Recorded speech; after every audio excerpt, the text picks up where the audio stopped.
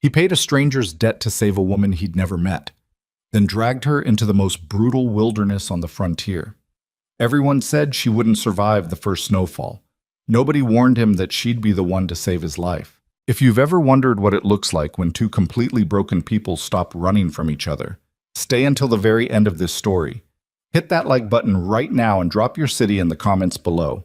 I want to see exactly how far this story travels. Now let's begin. The first thing Rowan Hale noticed about the settlement of Caldwell Gulch was the smell. It hit him before he even cleared the tree line: wood smoke, horse manure, rot gut whiskey, and something fouler underneath all of it, something he'd learned to associate with human desperation. 10 years living above the snow line had a way of scrubbing a man clean of certain tolerances, and the moment he rode down into that muddy tangle of shacks and canvas tents, his whole body told him to turn around and go back up. He didn't. He had business in town. 2 months' worth of pelts to sell, a broken rifle hammer that needed replacing, and enough dried provisions to get him through until April. Simple work. The kind that shouldn't take more than 3 hours if the fur buyer wasn't drunk and the general store had the part he needed. He planned to be back on the high trail before dark. Rowan Hale was very good at planning. He was considerably less good at following through on those plans when something went wrong in front of him. Caldwell Gulch had been a mining settlement once, back when the silver vein the prospectors called the Empress Lode was still producing. That was 11 years ago. Now the Empress had played out, and what remained was exactly the kind of town that grew in places after the money left. A skeleton crew of hard cases, gamblers, and people who had nowhere better to go. The main street, if you could call a strip of churned mud a street, ran maybe 200 yards from the livery stable at one end to a 2-story building called the Meridian House at the other. In between were a trading post, a blacksmith, a saloon with a buckled roof, and a scattering of other structures that looked like they were arguing with gravity about whether to remain standing. Rowan tied his mule, Jericho, to the post outside the trading post and pulled his collar up against the October wind. The sky above the peaks was the color of old pewter, and it had that flat, heavy quality he recognized. A storm building somewhere to the northwest, maybe 2 days out. He needed to move quickly. He was 3 steps from the trading post door when he heard it. A man's voice, high and cracking at the edges, coming from the gap between the saloon and the building next to it. "Just until spring. That's all I'm asking. You hold her until spring and the debt's clear. She's 19, she's strong, she knows how to cook." Rowan stopped walking. He did not turn around. He stood exactly where he was, staring at the trading post door, and had a brief, forceful conversation with himself about the fact that whatever was happening in that alley was none of his business. People owed debts in places like this. People made ugly arrangements to settle those debts. That was the nature of a place like Caldwell Gulch, and there was not one single thing Rowan Hale could do about the general ugliness of the world by inserting himself into it. He turned around it anyway. The alley was dim, the light between the 2 buildings thin and gray. 3 men stood in it, and the arrangement of their bodies told the story before a word was spoken. Closest to the street was a small man in a brown coat that had been expensive once and wasn't anymore. A weasel-faced man, somewhere in his 50s, with the particular defeated posture of someone who had been losing for so long he'd stopped expecting to win. Behind him, pressed against the saloon's back wall, stood a young woman. She was holding herself very still, her arms loose at her sides, her face composed in a way that struck Rowan immediately as wrong. Not blank, exactly, but deliberately arranged. Like she'd decided before walking into this alley that she would not give whoever was waiting here the satisfaction of seeing her afraid. The third man stood across from both of them, and he was the one Rowan's attention fixed on and stayed. Del Corvin wasn't the most dangerous man in the territory. Rowan had known men who could have eaten Corvin alive in a dark room and not thought twice about it. But he was in the first tier, which was enough. He was tall, with a loose, liquid way of standing that was deceptive, because men built like that could move considerably faster than you expected when the time came. He had a face like something carved out of old saddle leather, and pale eyes that seemed to absorb light rather than reflect it. He ran what passed for organized crime in Caldwell Gulch, which mostly meant he controlled the card games, took a cut from the saloon's back room, and collected on loans made to men who had no business borrowing money in the first place. "I'm not running a boarding house, Mercer," Corvin said. He was looking at the young woman as he said it, not at the man in the brown coat. The arrangement I'm describing is a different kind of arrangement. You understand the difference. She's my niece, the man in the brown coat, Mercer, said, and there was a nauseating combination of guilt and pleading in his voice that turned Rowan's stomach. I'm not asking you to... It wouldn't be like that. She'd be working, in the kitchen, or cleaning, or... Mercer. Corvin's voice was very quiet. You owe me $340. That conversation you keep wanting to have about kitchen work and cleaning, that conversation doesn't settle $340. You know what settles $340. The young woman's jaw shifted. It was a small movement, almost invisible, but Rowan caught it, a tightening along the muscle, the kind of thing a person does when they're working very hard not to say something. She hadn't looked up yet, hadn't looked toward the street where Rowan was standing. She was staring at a fixed point somewhere around Corvin's left shoulder, and whatever she was looking at wasn't actually there. Rowan's rifle was across his back. He had a knife at his hip and a smaller one in his boot. He was also, by any practical accounting, badly outnumbered.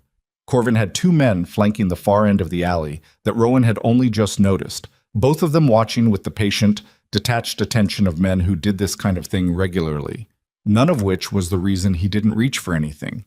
He stepped into the alley instead. "What's the number?" he said. Everyone looked at him. Mercer looked confused. Corvin looked interested in a way that wasn't comfortable. The young woman, and this was the thing that Rowan would remember later, would turn over in his mind during the long months that followed. The young woman looked at him with no surprise whatsoever, as if she'd known someone was standing there, as if she'd been waiting to see what he would do. "Beg your pardon?" Corvin said. "The debt," Rowan said. "What's the number?" Corvin studied him for a moment with those pale, light-absorbing eyes. $340, he said finally, plus carrying fees. Call it $375. Rowan didn't react to the addition of $35 that hadn't existed 10 seconds ago. He looked at Mercer. "She's your niece." Mercer's face did several complicated things. "My brother's girl. He passed 2 years ago. She's been with me since..." "That's not what I asked you." Mercer closed his mouth. "Is she your niece?" Rowan said. "Or isn't she?" "Yes," Mercer said. "She is." "Then you don't have the right to make this arrangement." Rowan turned back to Corvin. "Who does?" Another silence. Corvin tilted his head very slightly, and Rowan recognized the motion. The calculation happening behind those eyes, the rapid reassessment of what kind of man he was dealing with. "She's unmarried," Corvin said. No parents, unless she's got someone to speak for her." "I'll speak for her." The words came out of Rowan's mouth and then existed in the cold air of the alley, and he was aware of having said something he could not take back. He also noticed, in the same moment, that he didn't particularly want to. The young woman's eyes moved to his face for the first time. They were dark brown, nearly black in the dim light, and they were doing something very specific. They were measuring him. Not reacting, not hoping. Measuring. He met her gaze for exactly 1 second, then looked back at Corvin. $375. I'll pay it." Corvin smiled, and the smile had enough complexity in it that Rowan didn't entirely trust what it meant. "And what exactly are you buying, Hale?" "You know my name. Man who lives where you live, comes to town twice a year, that kind of thing gets noticed. What are you buying?" "The debt," Rowan said. "That's it. The debt and whatever you thought you were getting out of this arrangement." Corvin was quiet for a moment. "That's a lot of money for a stranger's problems." "That's my business." "So it is." Corvin glanced at the young woman, then back at Rowan, and the smile settled into something less readable. "Although, legally speaking, without a claim to her welfare, there's nothing to stop someone else from offering Miss Mercer a similar arrangement once you've walked away. You understand?" Rowan understood. He also understood that Corvin was telling him this deliberately, and that the next words out of Corvin's mouth, if Rowan stayed quiet, would be something about the only arrangement that would actually stick. "How much," Rowan said, "for the license and the justice of the peace?" The alley went very still. Mercer made a small sound. The two men at the far end glanced at each other. The young woman, whose name Rowan still did not know, went absolutely motionless, and it wasn't the motionlessness of shock. It was something else, something Rowan couldn't read. Corvin looked at him for a long moment. You're serious, he said. How much? Corvin named a figure. Rowan paid it without negotiating. He paid the debt separately, in coin, counting it out in the mud of the alley, while 5 people watched him in silence. When the last coin was counted, he straightened up and looked at the young woman directly for only the second time. I'll need your agreement, he said. I won't do this without it. She looked at him for a long time, long enough that he began to wonder if she was going to say no, and was already trying to figure out what he would do in that case, because he hadn't thought that far ahead, because he'd barely thought at all, which was extremely unlike him. All right, she said. Her voice was low, steadier than anything else in that alley. I agree. Her name was Eliza Mercer. He learned it when the justice of the peace, a roomy, indifferent man named Fawcett, who smelled strongly of pipe tobacco, wrote it into the ledger beside Rowan's own name under the date of October 14th, in a year that would turn out to matter considerably more to both of them than either could have anticipated. The ceremony, such as it was, took approximately 8 minutes. Fawcett read the required language from a worn booklet, asked the 2 questions that needed asking, and recorded the answers. Corvin served as witness, which Rowan found distasteful but pragmatically unavoidable. Mercer stood in the corner of the justice's cramped office and didn't look at either of them. When it was done, Fawcett handed Rowan a paper and closed his ledger with a sound like a gunshot. Eliza stood beside the window, looking out at the muddy street. She had said exactly 4 words during the ceremony, 2 at the appropriate moment, and 2 when Fawcett asked her if she understood the terms being recorded. She didn't look nervous. She didn't look relieved. She looked like someone running a very complicated calculation in her head and not yet satisfied with the result. Rowan folded the paper and put it in his coat. He looked at Mercer and found he had nothing at all to say to the man, so he didn't say anything. He nodded once at Corvin, not warmly, but not aggressively, and opened the office door. We're leaving, he said to Eliza. She picked up a cloth bag from the floor near the wall. He hadn't noticed it before, which meant she'd brought it with her, which meant she'd walked into that alley knowing she might not leave through the same door she'd entered, and followed him out. They walked to the livery in silence. The wind had picked up in the time he'd been in the alley and the office, throwing grit against their faces. Rowan untied Jericho and led him into the stable to repack the load he'd partially unloaded before realizing he hadn't actually sold the pelts yet. He glanced back at Eliza. She was standing just inside the stable door, watching him with those steady, measuring eyes. The bag was at her feet. I didn't sell my furs, he said, mostly to himself. Do you need to? I came here too. How long will that take? He thought about it. Hour, maybe. Buyer might not be sober. I'll wait, she said. I'm good at waiting. He tied off the load and turned to face her fully for the first time in real light. She was thin, the kind of thin that wasn't natural but came from rationing, from stretching not enough into just barely, and there were shadows under her eyes that spoke to the quality of her sleep in recent months. Her clothes were worn but clean. Her boots were a bad fit, slightly too large, which meant they were probably her uncle's before they were hers. She was looking back at him with the same expression she'd had since the alley, that careful, calibrated assessment, and he had the distinct sensation of being inventoried. I need you to understand something before we go any further, he said. All right. I live above the tree line, 5 hours up that trail in good weather, longer in bad. It's October. He let that sit for a moment. The pass closes around the middle of November. After that, nobody comes up and nobody comes down until the snow breaks, which is usually late March or early April. I understand seasons, she said. What I'm telling you is that we'll be snowed in together for roughly 5 months, possibly 6. I have 1 cabin. It's not large. He paused. I want to be clear about what I mean by that arrangement because I don't want there to be any confusion. You mean we'll share the space, but not the way that Corvin meant, she said. Yes. That's what I assumed. Good. He started toward the stable door. I also want to be clear that this arrangement ends in spring. Once the pass opens, I'll take you down to the next settlement that has a stage line and give you enough to get yourself established somewhere. You'll be free of it, of me. She was quiet for a moment. The marriage. The paper from Fawcett's office is protection, he said. Nothing more. If you want to dissolve it in spring, we will. If you want to keep it for whatever reason, that's your choice. I won't interfere with your choices. He said this last part in a way that made it clear he meant something by it beyond the immediate conversation, that whatever had happened with Mercer, whatever other arrangements had been proposed or threatened or nearly completed, the operating principle going forward was that her choices were her own. She picked up her bag. Then I'll be ready when you've sold the furs, she said. Do you need anything from the general store? I can go while you're at the buyer's. He looked at her. I have a list, she said, and produced from her coat pocket a folded piece of paper that was already worn at the creases, as if she'd been carrying it for a while. I had it from before. I was planning to. It doesn't matter. I can get these while you deal with the buyer, unless you need me to stay here. He took the list, read it over, handed it back. I'll give you money. I have some. Not enough for everything on that list. She held her chin level. How do you know how much I have? I don't. I'm guessing. If I'm wrong, keep your own money and I'll pay the difference. He held out a folded bill. If I'm right, just take it and don't make it complicated. She took the money. She didn't thank him, which he found he respected.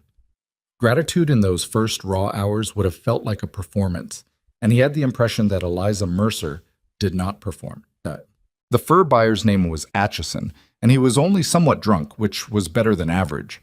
He grumbled about prices, complained about the quality of two pelts that were perfectly fine, and tried to reduce the total by $12 before Rowan fixed him with a look that made Atchison reconsider his position entirely. They settled in 12 minutes, which was close to a record. Rowan pocketed the money and walked back to the livery. Eliza was already there, two paper-wrapped parcels balanced on top of her cloth bag, examining the state of Jericho's bridle with the air of someone who had some experience with tack. The stitching on the left check piece is going, she said without looking up.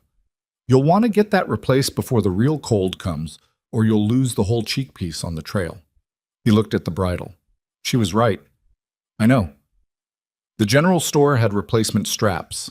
I got some. He looked at the parcels on her bag. I got everything on my list, she said. And the replacement straps. Your provisions are what they are. I got flour and a small amount of dried apple because you didn't have it on the order slip in your coat pocket. He thought about whether he'd told her about the order slip. He hadn't. He had apparently left his coat unattended at some point. You went through my coat, he said. You left it over the stall rail while you were loading, she said. I looked at the list. I didn't take anything or read anything else. She met his eyes with something that was close to a challenge.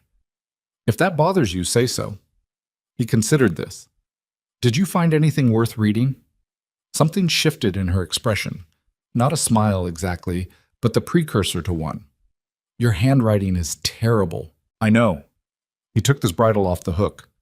Help me repack these provisions, and we can leave inside the hour. Dit. They were out of Caldwell Gulch before the late afternoon light began to gray toward evening, Jericho loaded with supplies, and the two of them on foot because that was faster on the lower trail and better for the animal.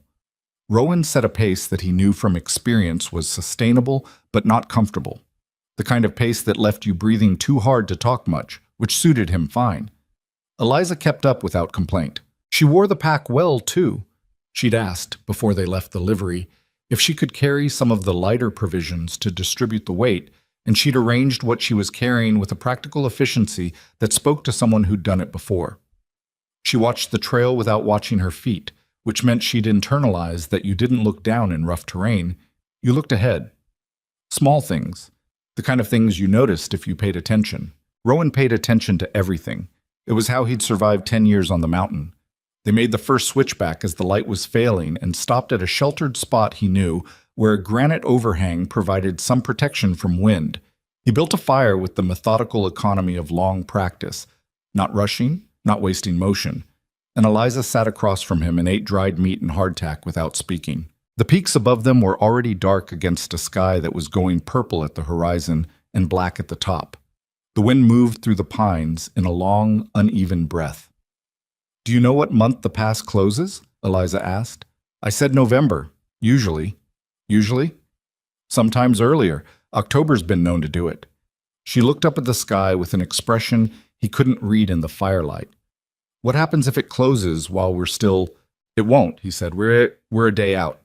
The storm that's building is 3 days behind us." He added a stick to the fire. Maybe 4. You read the weather. I live in it.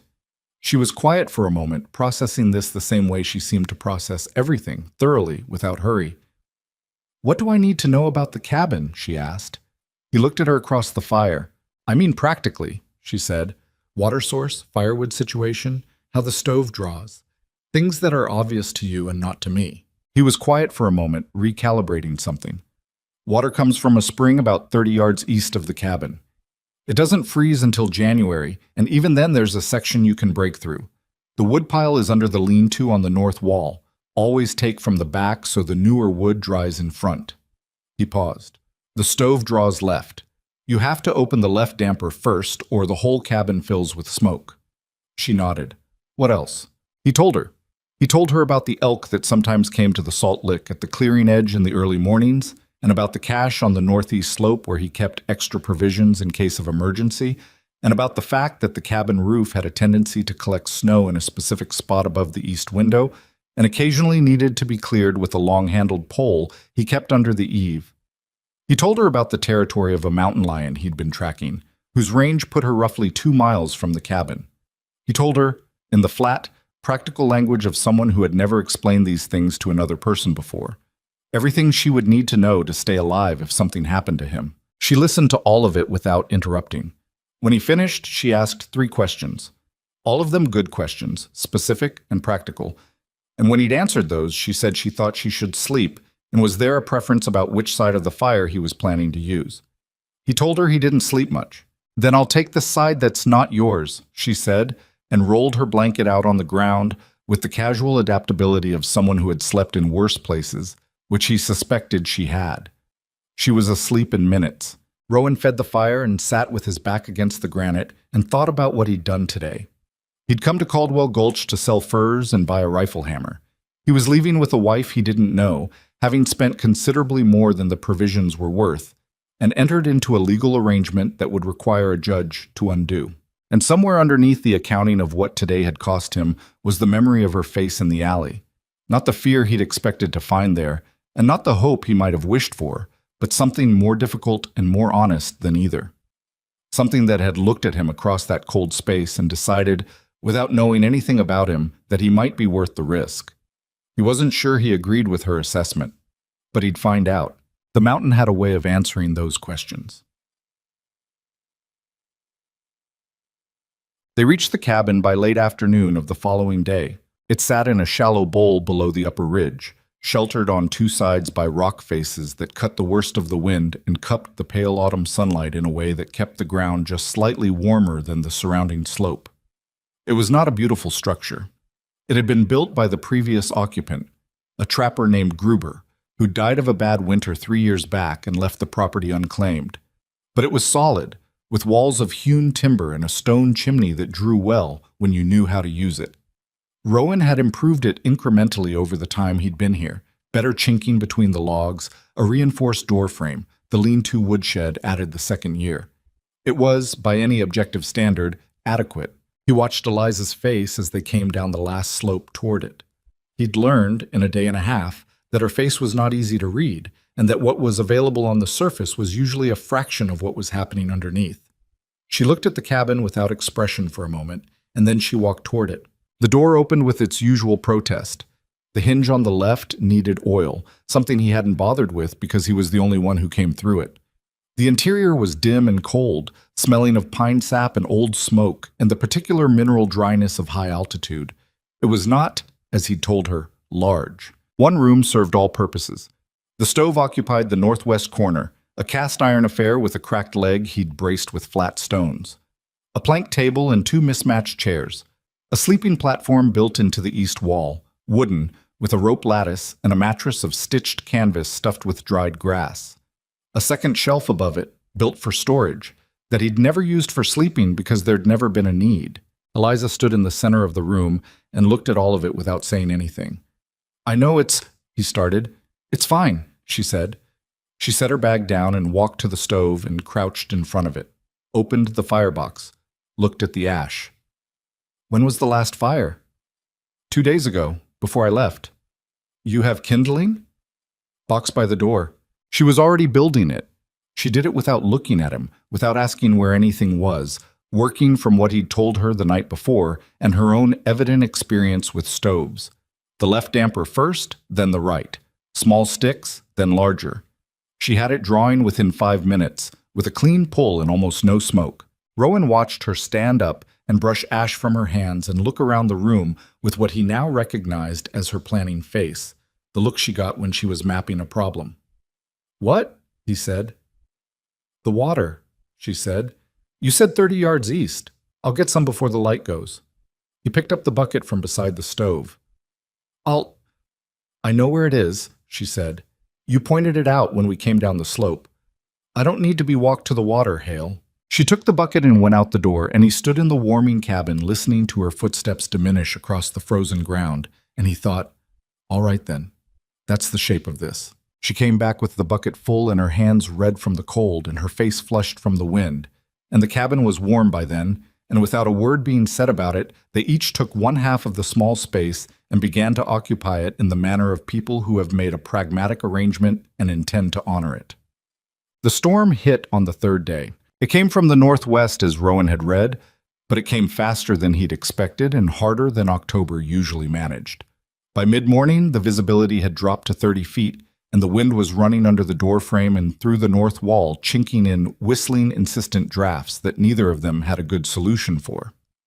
Eliza tore strips from a worn blanket and began working the chinking methodically, starting at the floor and working up. Rowan watched her for about 2 minutes before getting the proper chinking compound from the storage shelf and handing it to her. She looked at what he'd given her and then at what she'd been using and back at him. "I would have found it," she said. "You would have," he agreed. "This works better." She took it. They worked on the chinking together, one on either side of the room, without speaking, while the storm pressed itself against the exterior walls in long, searching gusts. When the chinking was done, she made soup from dried beans and salt pork and something she'd bought at the Caldwell Gulch trading post that turned out to be wild rosemary, and the cabin smelled like it had never smelled in the time Rowan had occupied it. Inhabited, he thought. Not just sheltered. Inhabited. He didn't say this out loud. There were a lot of things in those first weeks that he didn't say out loud. She was not what he'd expected. He wasn't sure, if asked, what he'd actually expected. Complaint? Possibly.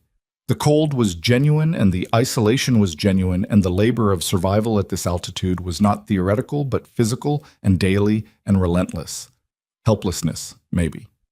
Dependency of the kind he'd been trying to prepare himself to manage without resentment. What he got was something considerably harder to categorize. She made mistakes. He was clear-eyed enough to give her that. She made the mistakes of someone learning a new environment, and some of them were serious. She misjudged the distance to the spring on a fog morning in the second week, and walked past the marker stone he'd shown her and spent 20 minutes in the trees before finding her way back. She burned the first batch of cornbread because the stove ran hotter than she was used to. She split the handle on the smaller axe because she was using it on wood that was too large for it. The kind of mistake that cost them a tool they couldn't replace until spring. She acknowledged each of these errors once, with brevity and without drama, and did not repeat them. The things she did well were harder to put into a list, because they were the kind of things that operated underneath the visible level of days, the tissue of habits and observations that kept a living situation from fraying at the edges. She tracked the woodpile better than he did. She noticed when the rope on the shutter was starting to fray before it broke. She learned the stove's moods, because high-altitude cast iron had moods. Anyone who'd spent time with one knew that. And she managed it with an instinctive patience that he had never fully mastered himself. She also didn't talk much. This was for reasons he didn't examine too closely, the thing he appreciated most. The silence between them was not unfriendly. It was the silence of two people with a shared task, which was to get through the winter alive and with their arrangement intact, and it had the quality of something that didn't need to be narrated. What she did say, when she said things, was worth listening to. "The elk were at the salt lick this morning," she told him one evening, about 3 weeks in, looking up from the boot she was mending. 7 of them. There was a cow limping on the front left. She was getting cut out of the group by the time I came back to the cabin. He put down his knife. Cut out how? The others weren't walking away from her, but they weren't waiting for her either. She was falling behind. He thought about this. Which direction was she moving when you saw her? East, along the ridge base. He got up the following morning before dawn and went to the ridge base and found the cow elk in a snow-filled hollow, the bad leg swollen at the fetlock. He took her cleanly, with one shot, and they had fresh meat for 2 weeks at a time when the dried provisions were beginning to feel monotonous and the body was starting to complain about the lack of protein. He carried a section of the elk back to the cabin through knee-deep snow and dropped it on the table, and Eliza looked at it and then at him. "She was moving east," she said. "You said. You found her. You spotted her." She considered this for a moment and then went to get the good knife from the shelf. Mound. By late November, the pass was closed. There was no dramatic moment when it happened. It wasn't one storm that shut the door, but a series of accumulations that built on each other over 2 weeks, until the coal between the peaks was filled to a depth that made it impassable until March at the earliest. Rowan knew the exact week it happened because he'd watched it happen every year for 10 years, and he knew the signs as well as he knew his own hands. He didn't tell Eliza when the pass closed. There was no point, since she already knew what late November meant.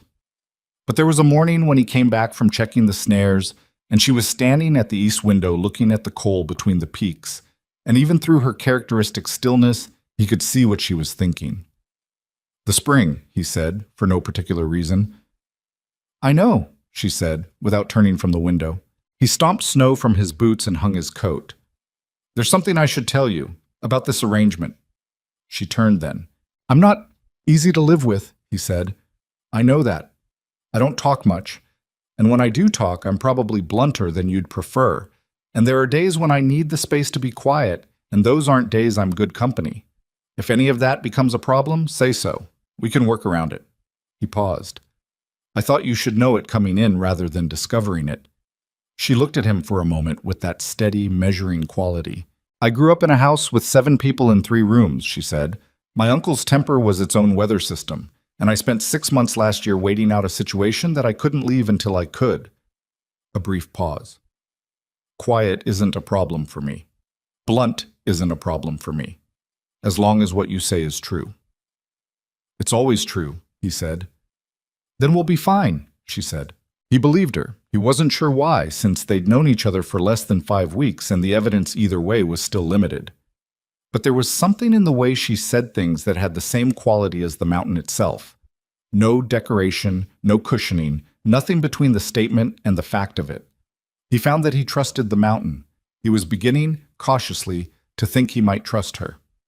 The winter established its rhythms the way all winters do, slowly enough that you didn't feel each degree of change, only the accumulated weight of them. Days that began before the light and ended in the dark. Work that had to be done in whatever the weather offered because the alternative was not doing it, and the alternative was not acceptable. The simple consuming mathematics of survival. How much wood, how much food, how much water, how much warmth. Eliza had come to the mountain with an assumption Rowan could see in her early weeks. The assumption that she was the less capable party in this arrangement, that she was being protected and provisioned by someone who knew the territory, and that her role was not to slow him down. This was a reasonable assumption based on the information she'd had at the time. She'd revised it as winter deepened. She was stronger than she looked, which was not unusual for people who'd grown up with genuine labor. Her hands had calloused over by December in a way that changed the way she worked. More grip, less wasted energy. She could now split a day's firewood in slightly less time than it took him, which was not because she was stronger, but because she'd paid attention to the physics of it in a way that made the work efficient. She read weather, learned it the way he did, from the behavior of birds and the color of light on the peaks in the morning and the particular smell of the air that preceded a temperature drop. She was not happy on the mountain exactly. That would be too simple. But she was competent on it, and he had come to understand that for Eliza, competence was the closest thing to happiness available. The ability to meet what the day required without failing it. The satisfaction of that. He recognized it because he felt the same way. The fever started on a Tuesday in January. He'd been out for 3 days tracking a set of lines that needed resetting after a heavy snow had shifted their positions, and he'd gotten wet on the second day. A creek crossing that went wrong, water over the top of his boots, a half-mile back to the temporary camp in temperatures that were well below what you wanted to be wet in. He dried his gear and slept and felt fine the next morning, or fine enough, which in retrospect was the first sign that something was wrong because fine enough was not actually fine. He made it back to the cabin on the fourth day with the resetting done and a substantial catch secured in the cache, and he put his pack down inside the door and told Eliza the results in the methodical way he reported on things. And she said something he didn't quite catch, and he asked her to repeat it, and she looked at him with an expression he'd never seen on her before. "Rowan," she said, "sit down." "I'm fine." "You're gray," she said. "Sit down." "I need to check the—" "Sit down." It wasn't a request.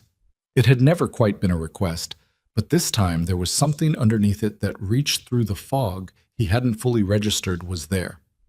"Whatever you need to check, I'll check it. Sit down right now." He sat. He thought he'd sat in the chair, but apparently he'd sat on the floor instead, because that was where he found himself when the next coherent moment arrived, and Eliza was beside him with her hand against his forehead and her face doing something very specific that he couldn't read because the light in the cabin kept shifting in a way that wasn't connected to anything actually moving. "How long?" she said. "I'm not—" "Rowan." Her voice was low and completely steady. "How long have you been feeling wrong?" He thought about it. "Second day out," he admitted. She made no comment on this. "The creek crossing you told me about. How wet?" "Boots and—" He lost the thread of the sentence for a moment and had to find it again. "Boots and the lower half. Nothing else." "Did you get them dry that night?" "Yes." "But you'd already been cold for a while by then." It wasn't a question, so he didn't answer it. He let her help him to the sleeping platform, which he didn't love, but which he also couldn't honestly argue against, given that the floor seemed to be tilting at a slight but consistent angle.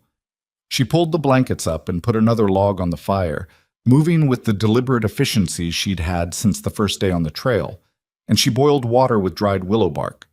He had a supply of it for exactly this kind of situation, which she had clearly inventoried at some point, and brought him a cup of it. "This is bad," he said. "You have a high fever." "Yes." "I mean for—" He stopped, started again, more carefully. "If something happens to me, the cache on the northeast slope has 6 weeks of—" "Nothing is going to happen to you," she said. It came out flat and certain, like a statement about the weather. "I'm being practical." "So am I." She put the cup in his hand and waited until his grip was steady. "Drink that. All of it. Then tell me where you keep the extra blankets." He drank. He told her about the blankets. He tried to stay awake and functional, and failed at both within the hour, and the last thing he was clearly aware of before the fever took him fully was the sound of her moving around the cabin with complete unhurried purpose, doing what needed to be done, in the way she'd done everything since the day he'd pulled her out of that alley in Caldwell Gulch, as if she'd already decided that whatever the mountain put in front of her, she was not going to fail it. He was sick for 9 days. He knew this afterward from calculation, because during the days themselves he had no reliable record of time. The fever broke twice and came back twice, and then broke for good on what Eliza told him was the 9th morning, and he surfaced from it into an exhaustion so complete it felt structural.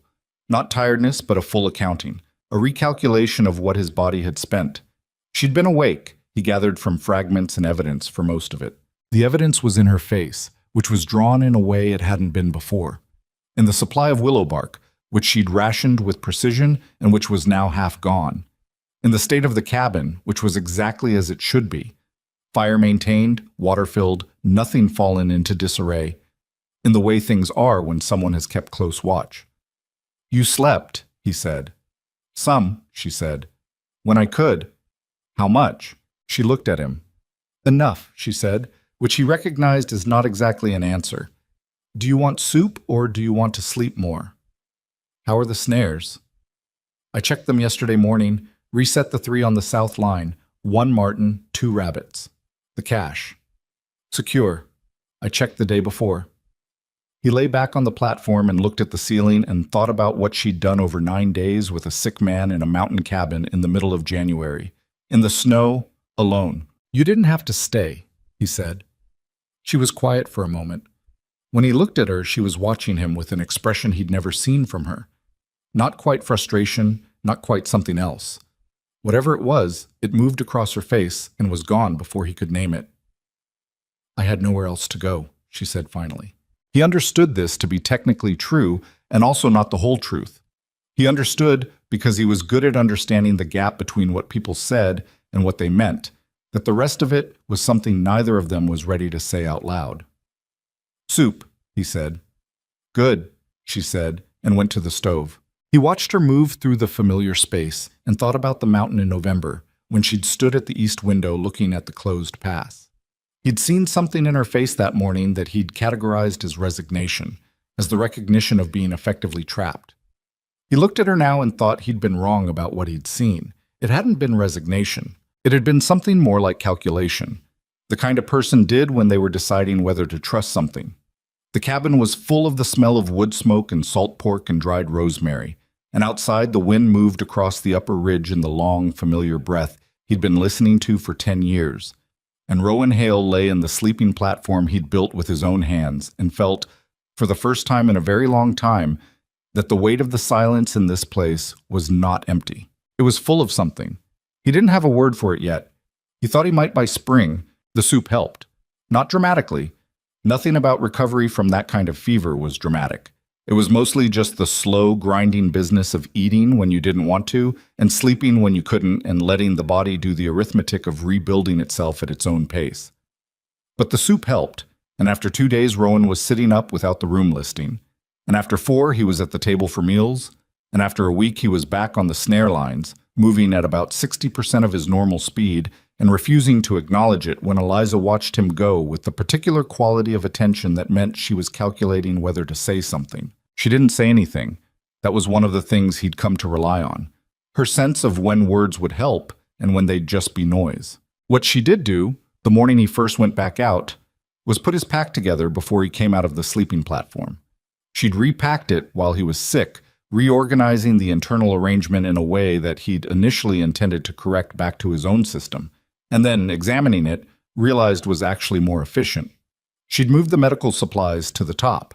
She'd added a second pair of dry socks wrapped in waxed cloth.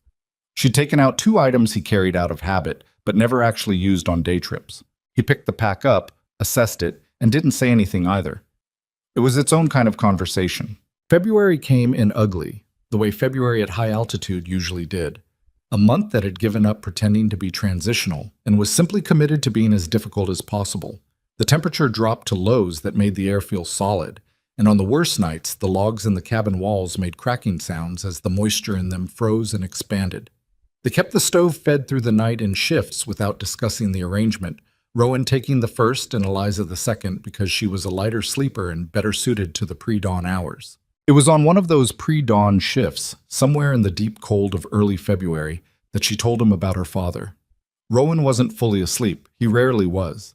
He was in the state he'd developed over years of solo living on the mountain. Not awake enough to think in sequences, but aware enough to register anything that changed. He heard her get up to feed the stove, heard the familiar sounds of it, and then heard her sit back down, and then silence, and then her voice. "He trapped," she said. "My father. Not like you. Lower country, Tennessee, before we moved west. But he knew how to read land." A pause. "He used to say you could tell everything about a place from how the animals moved through it, where they watered, where they bedded. He said the land had a logic to it if you were patient enough to listen." Rowan didn't move. He'd learned that moving sometimes stopped people from continuing. "He died of a thing that would have been nothing if we'd been anywhere near a town with a real doctor," she said. Appendix. "We were 3 days from the nearest settlement and he was gone in one." Another pause, longer. "My mother was already gone by then, so it was me and my uncle, and my uncle's—" She stopped, started again. "My uncle had his problems. That's what my father used to call it. His problems. As if naming it something smaller made it smaller." The fire settled in the stove. Outside, the wind ran along the roofline. "I'm not telling you this because I want something," she said. "I just thought you should know where I came from, since we're here." He was quiet for a moment. "Your father taught you to read land." "Some of it, the rest I picked up." "You're good at it." Another silence. When she spoke again, her voice had shifted back to its usual register. the one that didn't ask for anything. Go back to sleep, Hale. You've got the South Line tomorrow. He went back to sleep, or back to the state that served the same function. And in the morning, they ate breakfast across the table from each other in the same silence as always. And the only difference was that it was slightly less empty than it had been the night before. He told her about the mountain later that week. Not his history with it, not the full version, but the specific things. The reason he'd come up here in the first place, which had something to do with a mining operation gone wrong and a partner he'd trusted who'd turned out not to deserve it, and the years it had taken him to understand that what he'd actually been doing up here was not building something but avoiding the requirement to try again. He told her this in the same flat, undecorated way he'd told her about the stove and the water source on their first night, because it seemed like the same category of thing, information she was entitled to, given where they were. She listened without commenting. When he finished, she said, "Do you regret coming up here?" "No." "Do you regret staying?" He thought about it. "Some days," he said, "less now than before." She nodded once, like that settled something, and went back to the boot she was mending, and that was the end of it. March arrived, and with it a brief, treacherous warmth, the kind of false spring that the mountain produced every few years, a week of clear skies and temperatures that climbed above freezing during the midday hours. It was beautiful in the way that dangerous things often were, and both of them knew better than to trust it. But it changed the quality of light in the cabin and made it possible to be outside for extended periods without the full weight of winter gear. And that alone was enough to shift something. Eliza began expanding her range on those clear days. She'd stayed close to the cabin all winter, sensibly, given the conditions and the terrain she was still learning. But with better visibility and manageable temperatures, she started going farther, mapping the ground the way he'd seen her mapping everything, systematically, with attention to what she'd need to know later. She came back one afternoon with news of a second spring, smaller than the one he used, tucked into a rock face on the northwest slope. "I knew about that one," he said. "I know you did," she said. "I wasn't looking for something you didn't know about. I was learning the land." He understood the difference. She brought back other things on those exploratory days. The observation that the timber on the south slope had dried out sections that would need monitoring in summer for fire risk. The location of what she thought might be a secondary elk trail running parallel to the one he used for hunting. One afternoon, she came back with a specific look on her face that he'd started to think of as her unsettled look, rare enough that he paid attention to it. "There's a cairn," she said, "on the north ridge. Someone stacked it deliberately. Old." She paused. "Is that from the man who owned the cabin before you?" "Probably," he said. "Gruber. He was here for 7 years. She was quiet for a moment. "I found 3 of them, different spots." Rowan set down what he was working on. "He marked the boundary of his territory," he said, "so he'd remember where he'd been. Some trappers do." "That's a lot of ground for one man to cover." "He was good at it." Eliza looked at the wall for a moment. "What happened to him?" "Bad winter. The one 8 years back. The one they still talk about in the settlements. He was caught out on the High Line when it came in. They found him in the spring." He paused. "He died alone." She said nothing, but she looked at him for a moment with an expression that connected something. The cairns, the cabin, the man who'd built it and never came back to it. And he knew she was thinking about the specific shape of that kind of ending. A man who'd marked his territory carefully and then hadn't come home to it. "I reset the snare line on the north slope," she said, and went to wash her hands. He understood this too. Some things weren't safe to sit with too long. The false spring ended on a Wednesday with a storm that came down from the northwest without much warning and dumped 18 inches in 30 hours. They were both inside when it arrived. Eliza had read the morning light correctly and said there was weather coming before he'd registered it himself, which he acknowledged with a nod and a redirect of the day's plan away from the high lines. By afternoon, the cabin was muffled and insulated in that specific winter storm way. The outside sounds dampened to almost nothing, the interior close and warm and cut off from everything beyond the walls. They played cards. This was something they'd developed over the deep winter months, a practical antidote to the cabin fever that hit everyone who spent extended time in an enclosed space, even people who were generally comfortable with quiet. Rowan had a worn deck he'd had for years, and the games they played were simple ones. the kind with clear rules and fast rounds. But the real function of them wasn't the games. It was a reason to be at the same table facing each other, doing something that allowed for conversation to happen or not happen on its own terms. On this particular storm-locked afternoon, Eliza was losing, which she accepted with more equanimity than he had any particular right to expect, because it turned out she had a competitive streak that she kept generally well controlled, but which surfaced at card tables and occasionally when she was arguing about the best way to do something practical. "You're counting," she said, watching him play. "I'm remembering," he said. "There's a difference." "That's an extremely fine distinction. Do you want me to stop?" She considered this with the gravity the question apparently deserved. "No," she said. "I want to figure out how you're doing it." So he showed her. Not as a concession, but because she'd asked directly and he didn't see any reason not to. The method was simple, the kind of pattern recognition that came more easily to some people than others, but that could be learned. She grasped it in about 20 minutes, which was faster than he'd expected. And for the last 3 rounds of the afternoon, they were essentially playing the same game at the same level, and the outcomes were genuinely uncertain, which was more interesting than the alternative. "You're a fast learner," he said. "I've had to be," she said. It came out with a lightness that covered something heavier, and he let it lie. That night, after the lamp was out, and the fire was banked and the storm was still running across the roof, she spoke into the dark. "I'm not going to be a burden on you," she said. "I want you to know that. Whatever arrangement we made in Caldwell Gulch, I intend to carry my half of it." "I know," he said. "I'm not saying it so you'll tell me I'm doing fine. I'm saying it because I need you to hold me to it. If I'm not pulling weight somewhere, tell me. Don't manage me." He was quiet for a moment because the specific request, "Don't manage me," was the most personal thing she'd said to him since the first night around the fire when she'd asked about her father. It was the kind of request that had history behind it, a history of being managed, being handled, being decided for. "I'll tell you," he said. "You have my word." Silence settled back. The storm moved across the roof in long, searching gusts. "Thank you," she said, "for the alley. I know I haven't said it." "You don't need to. I'm saying it anyway." He didn't know what to do with it, so he didn't do anything. He filed it somewhere and let the silence take them both. April was still 6 weeks away.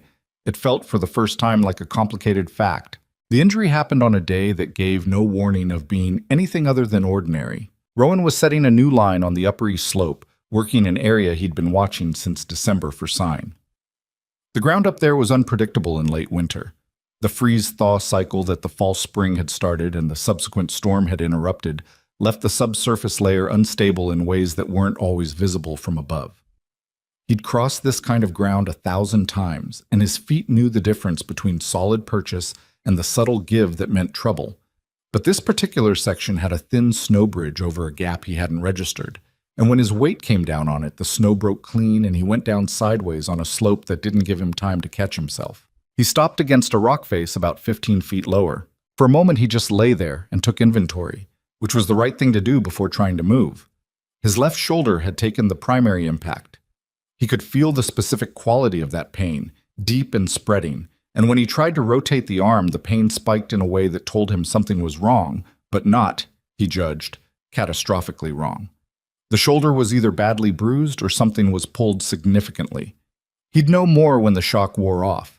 His head had clipped something on the way down, but the world wasn't doubling, which was a reasonable indicator that he'd gotten lucky there. His knee had hit something too, but it held weight when he carefully got himself upright, which was enough. The problem was the pack.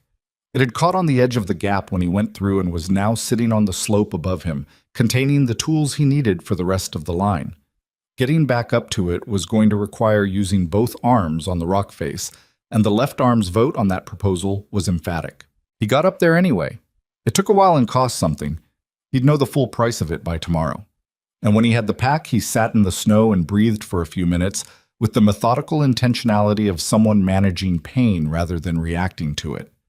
Then he reset the remaining 3 snares, because he'd come up here to do it, and the work still needed doing, and started back down. He was slower going back. Not dramatically, but enough that the light was going by the time he hit the lower trail, and enough that Eliza had been outside watching the slope for 20 minutes before she saw him coming. She didn't run toward him. He noticed this. filed it under the growing catalog of the ways she operated. She stayed at the cabin edge, watching his gait, and by the time he reached her, she'd already assessed the situation with enough accuracy that the first thing she said wasn't a question. "Left shoulder," she said, "and something with your knee.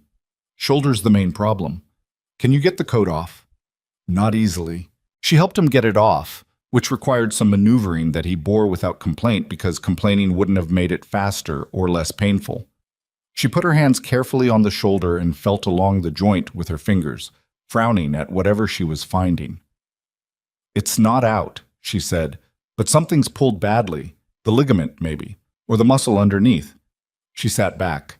"You can't use it for at least a week, maybe 2. I have lines to run." "I'll run them." "You don't know the Upper East route." "Then you'll tell me." She stood up. "Come inside. I need to look at your head." "My head is fine." "You're going to let me look at it, or we're going to stand here in the cold arguing about it, and one of those options ends with you inside by the fire, so." He went inside.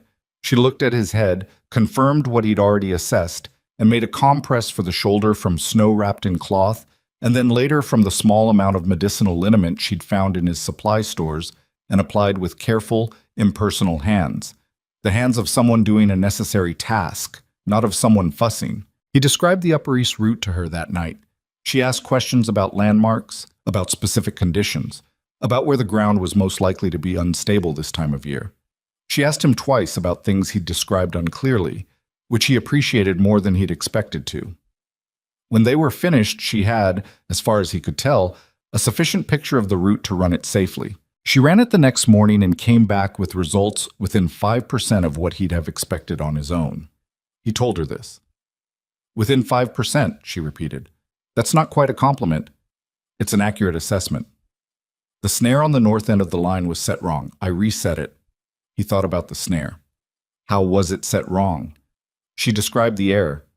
He sat with this for a moment because the snare had been set that way by him, and because she was right. "Good catch," he said. "Within 5%, she said, and there was something in it, a dryness, a precision, that made him look at her for a moment with the particular attention that he usually directed at things he was trying to understand. She was already looking out the window, tracking the light on the upper slope. He didn't say anything, but something shifted in him, small and structural, like a log settling in a fire. He'd brought her up here with the assumption, unstated, mostly unexamined, that protection was a one-directional arrangement, that he was the resource and she was the recipient, and the transaction was clear. The winter had been quietly, methodically dismantling that assumption for 4 months, and sitting here with a shoulder he couldn't use and a woman running his lines with better results than his own, he understood that the dismantling was essentially complete. She wasn't here because he'd paid $375 and a legal fee. Not anymore. She was here because she'd chosen to be here. Every morning she'd chosen it again, and she was good at it. Not good in the way that someone is good at enduring something, but good in the way that meant she'd found the specific shape of a thing that suited her. He didn't know what to do with that understanding yet. He put it in the same place he'd put the other things he wasn't ready for, and let it sit. His shoulder took 3 weeks to come back to full function. During those 3 weeks, she managed the cabin and the lines without making a performance of it, without asking for acknowledgement, and without letting anything that needed doing go undone. She split wood left-handed because the right side stance was the one that protected his shoulder when he had to do it himself, and she'd noticed this and done it differently to give him the less damaging option. She redistributed the pack load on the days they went out together so the weight came off his left side. She did none of these things while looking at him.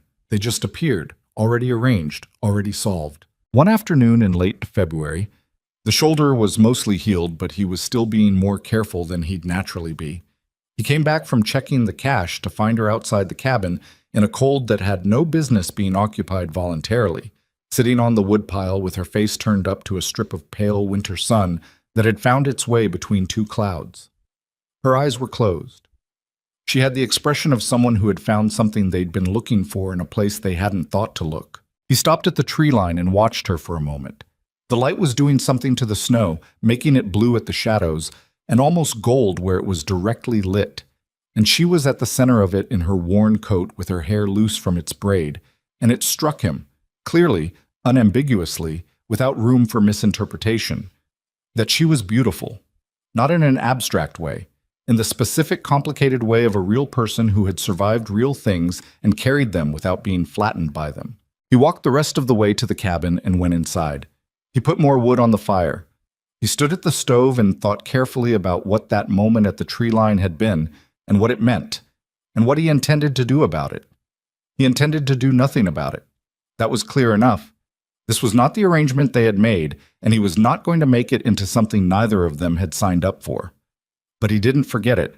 The shoulder healed, the lines ran, the woodpile shrank and was replenished and shrank again. March came and the light began to change in the specific way that mountain light changed in the approach to spring.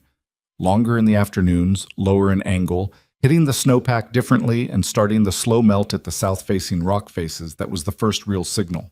The creek noise changed too, picking up a lower register as the ice pulled back from the edges. They heard it before they saw it, the sound of water moving freely. They were outside on an afternoon in mid-March, Rowan adjusting the tension on a section of fencing around the cabin's small, cold storage. Eliza nearby splitting wood with the axe she'd repaired after the handle incident in November.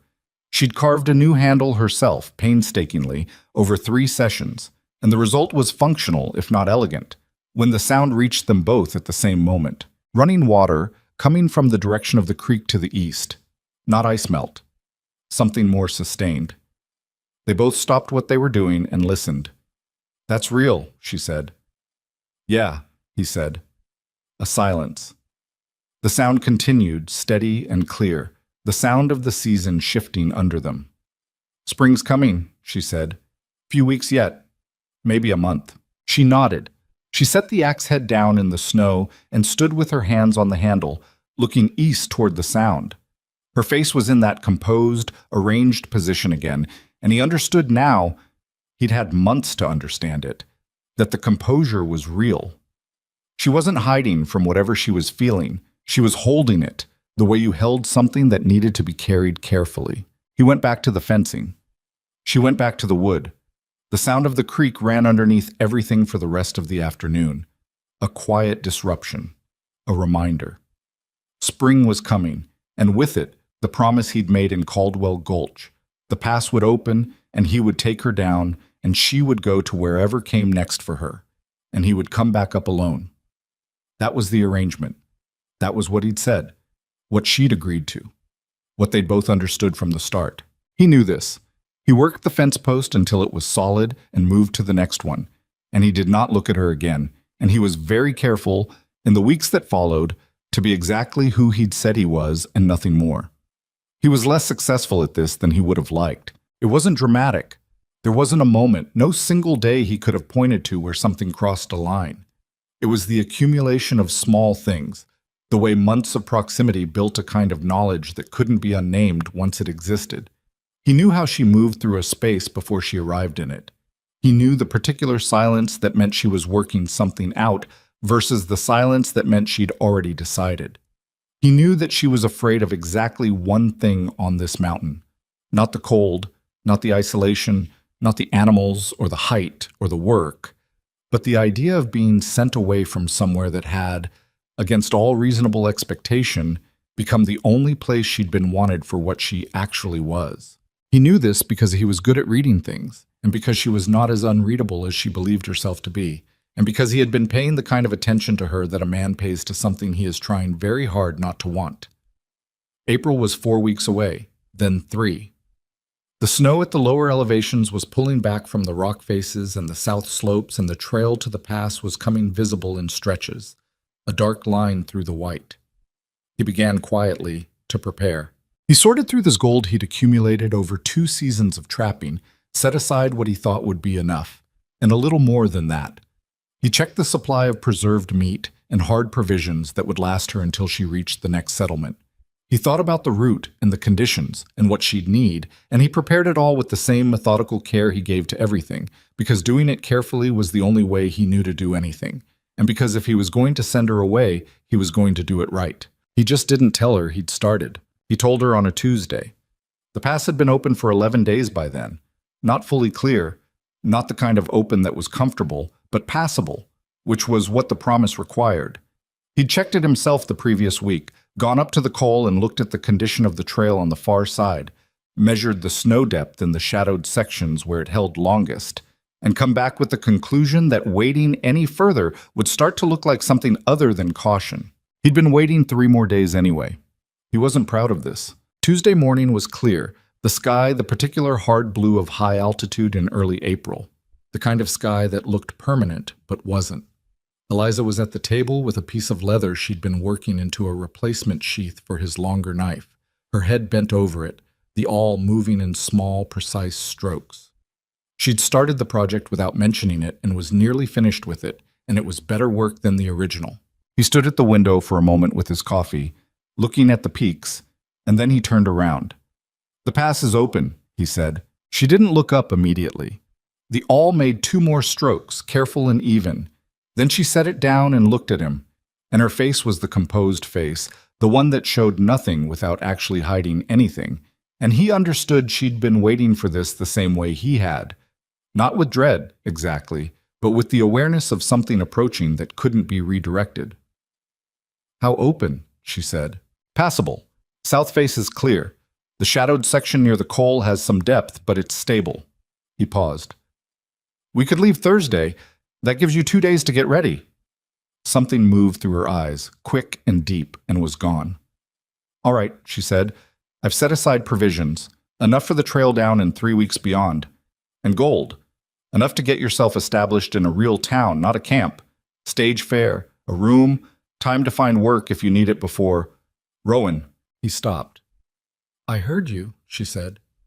"Thursday." He nodded. She picked up the awl and went back to the sheath, and he went back to the window, and the morning continued around them with a normalcy that felt, in a way he couldn't have articulated to anyone, like a kind of violence. The 2 days that followed were ordinary in the way that days before major things are ordinary, meaning they were almost ordinary, with a thin, persistent undercurrent that changed the weight of small actions. Eliza finished the sheath and set it on his side of the table without comment. She made a last check of the snare lines, reset 2 that needed it, and came back with the report the way she always did, factual and complete. She washed and mended and packed her cloth bag with the same efficiency she'd brought to everything. And if the efficiency had a quality to it that was slightly too precise, slightly too controlled, he either didn't notice or decided not to. He was doing his own version of the same thing, checking equipment that didn't need checking, inventorying the cache twice, going over the route in his head at night, not because he needed to, but because his mind needed something to do that wasn't the other thing it kept returning to. Wednesday night, he couldn't sleep. This was not, in itself, unusual. He'd never been a reliable sleeper, but the sleeplessness had a different texture than usual. He lay on the sleeping platform and listened to the mountain, the wind along the upper ridge, the occasional sound of snow shifting on the roof, the creak of the logs in the cold. The sounds he'd been listening to for 10 years, that had become as familiar as his own breathing. He thought about the morning he'd first arrived at this cabin, after Gruber died and the territory went unclaimed and he'd hiked up with 2 mules and a winter's worth of supplies and the specific intention of being somewhere no one would find him unless he wanted to be found. He'd stood in the doorway and looked at the single room and felt, for the first time in a long time, something close to relief. Like the silence here was a different kind than the silence anywhere else. Like it was the right size. He thought about the last 5.5 months and how the right size of the silence had changed. He got up before dawn and started water for coffee. And when Eliza came off the sleeping shelf an hour later, he had it ready and the fire was up, and he had, at some point during the sleepless night, made a decision about what he was going to say and what he wasn't. He wasn't going to say any of the things that had been circling in his head since February. That was the decision. She sat across from him with her coffee and looked at the table and then at him, and she said, "Weather's going to hold." "Should be clear through Saturday," he said. "Good." She wrapped both hands around the cup. "I was thinking, the sheath needs a little more work on the throat. The fit isn't quite right. I'd rather do it this morning than leave it. Take whatever time you need." "It won't take long," she paused. "I also wanted to go up to the North Ridge before we go, to see the cairns one more time." He was quiet. The request was simple, and she'd made it without looking at him, which told him it wasn't simple. "I'll go with you," he said. "You don't have to." "I know."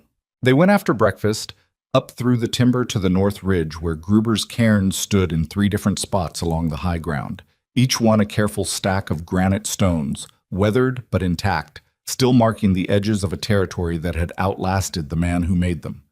They stood at the second one, the tallest, that had a view of the coal and the upper drainage, and on a clear day like this one, the settlement of Caldwell Gulch, as a faint gray smudge in the valley far below.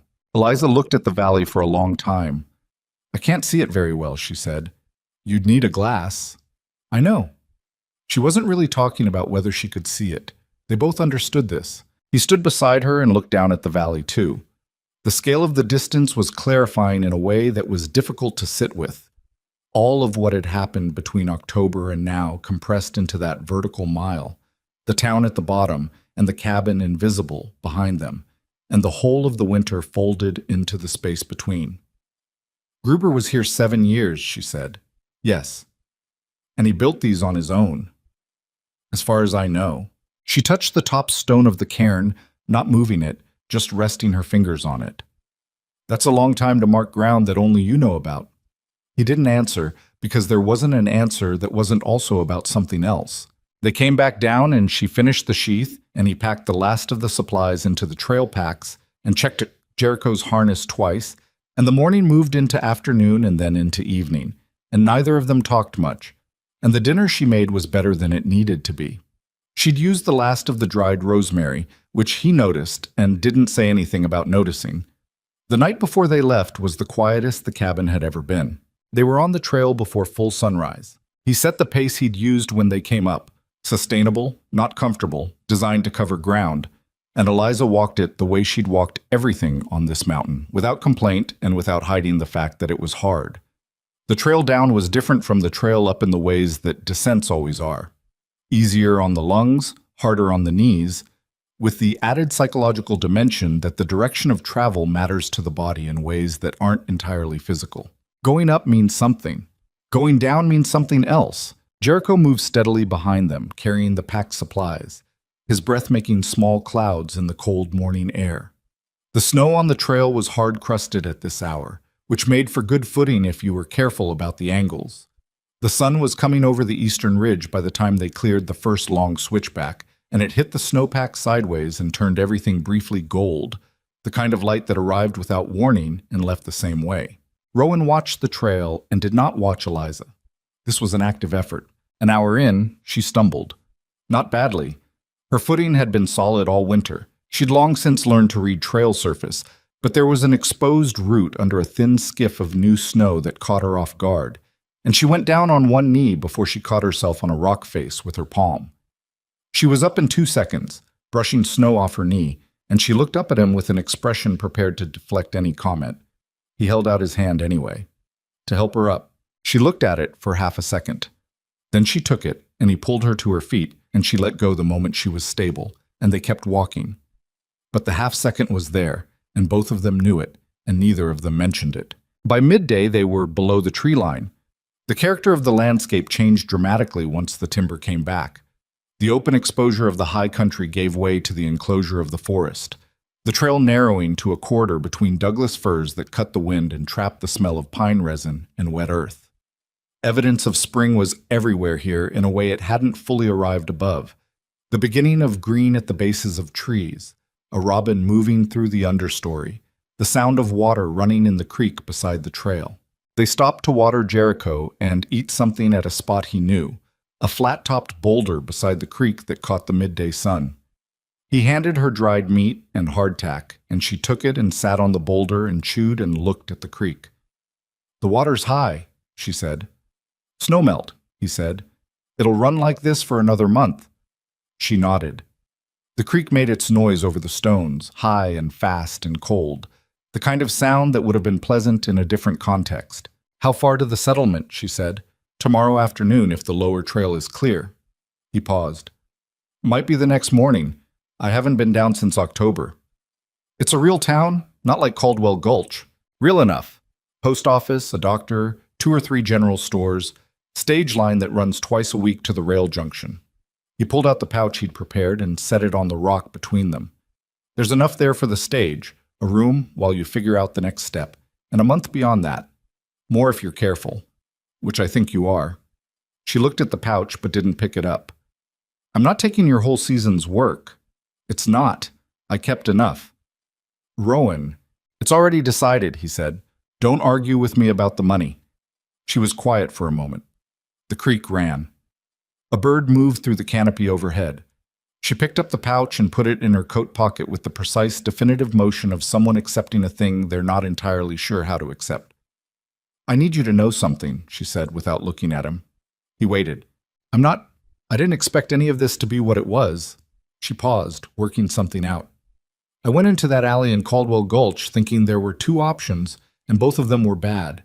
And then there was a third option, which was you, and I didn't know what you were. I thought I might be trading one bad arrangement for another. That was reasonable, he said. I know. That's not what I'm saying. She was quiet for a moment longer. What I'm saying is that it wasn't a bad arrangement. She looked at the creek. I'm not sure I have the right words for what it was, but it wasn't that. He sat with this. The weight of it was different from what he'd expected. Not lighter, not heavier, but differently shaped, pressing in unexpected places. No, he said, it wasn't. She nodded once, like that closed something. She folded the rest of her hardtack back into the cloth and stood up. And he stood up too, and they got moving again, and neither of them said anything for a long time. The afternoon light was long and slanted by the time they reached the lower junction, where the trail split between the route to the settlement and the old mining road that came up from the south.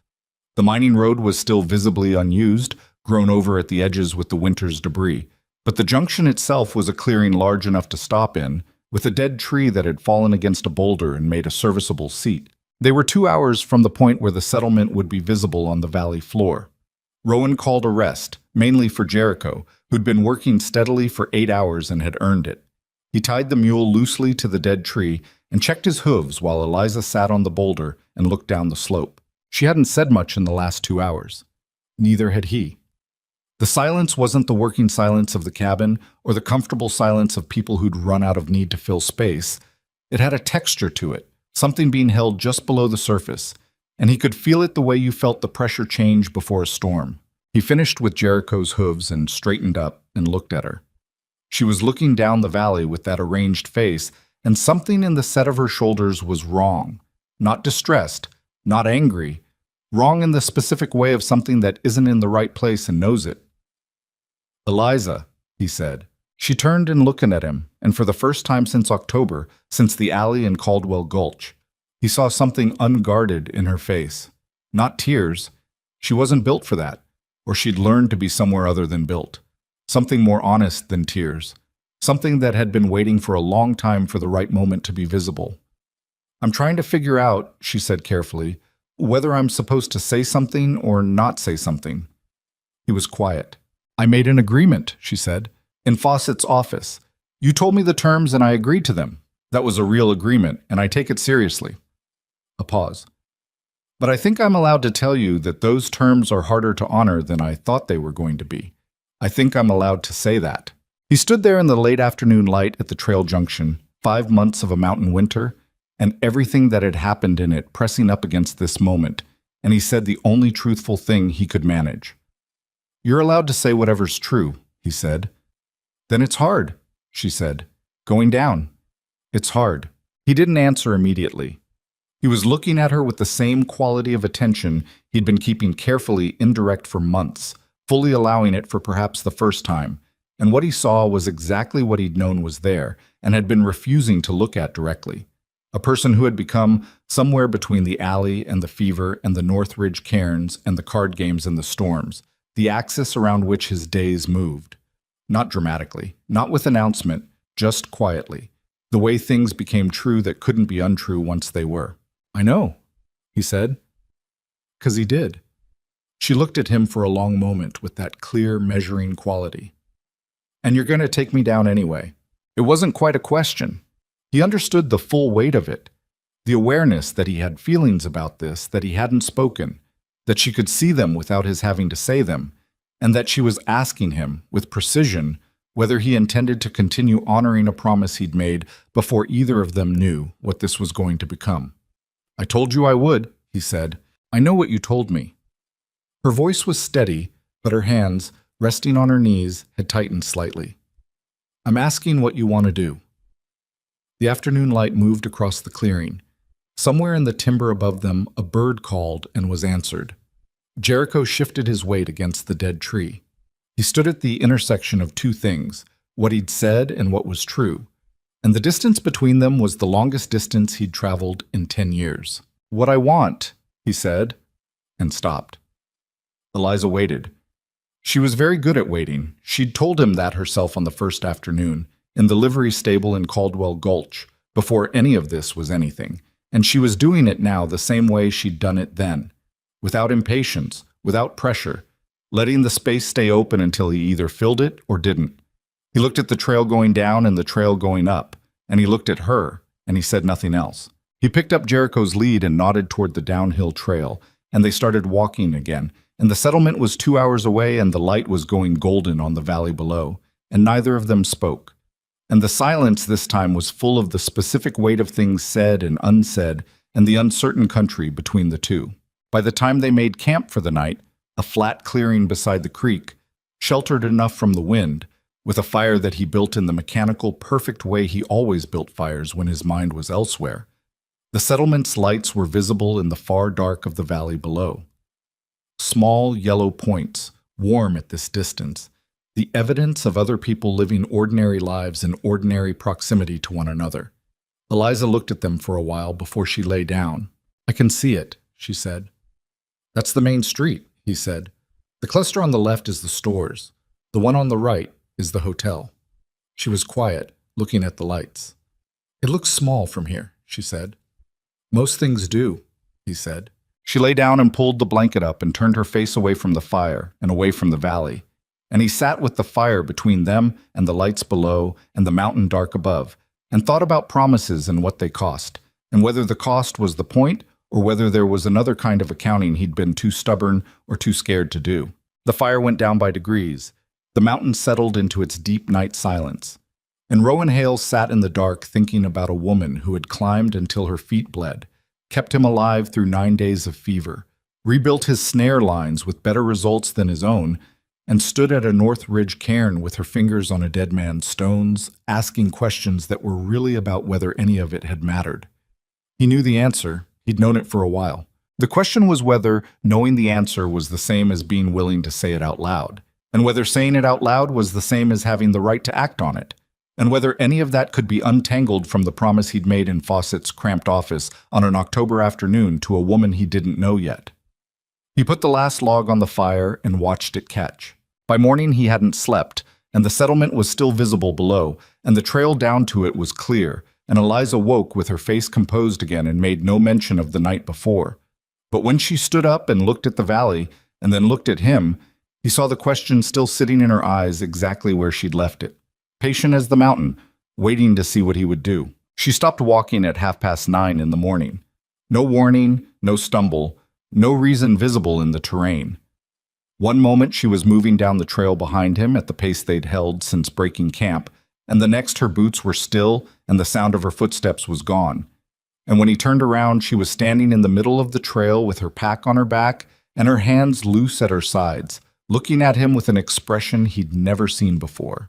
Not the composed face, not the measuring face, something else entirely, something that had been in her a long time and had finally run out of room to stay in. I need to stop, she said. He thought she meant rest. He opened his mouth to say they could camp for 10 minutes, drink some water, and she shook her head before he'd said a word. No, she said. I mean, I need to stop going in this direction. The trail ran downhill between them and the valley.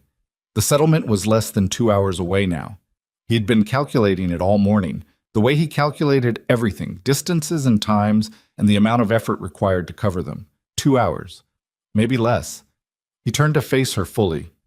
Eliza, you made a promise, she said. I know that. I'm not asking you to break it. A pause. I'm asking you to tell me why you made it. He looked at her.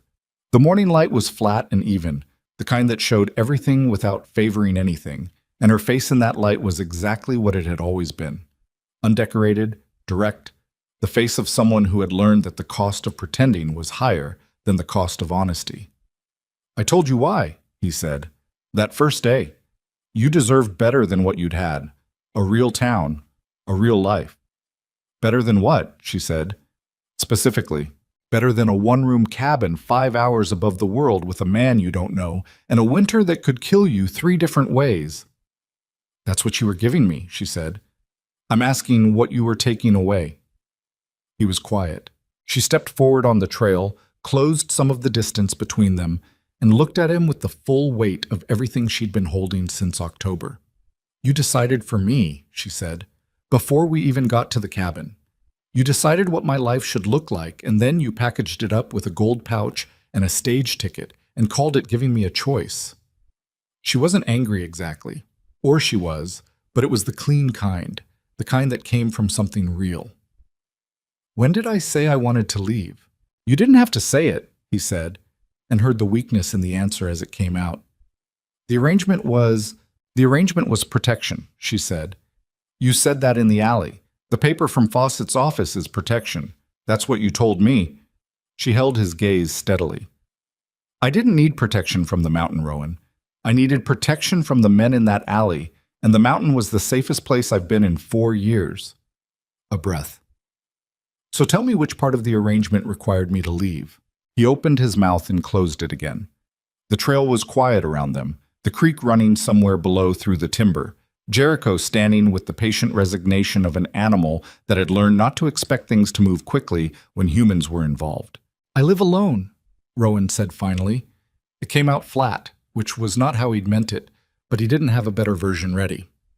"I've lived alone up there for 10 years. That's not something I made up. That's what my life is." "I know what your life is," she said. "I've been in it for 6 months." "That's exactly what I mean." He pulled off his hat and pressed it against his leg, a gesture that had nowhere to go. "You came in and the cabin smells different now. I wake up and I know where you are without looking. I know what you're going to say before you say it half the time, and the other half, I'm surprised, and I don't get surprised. I haven't been surprised by anything in years." He stopped, started again.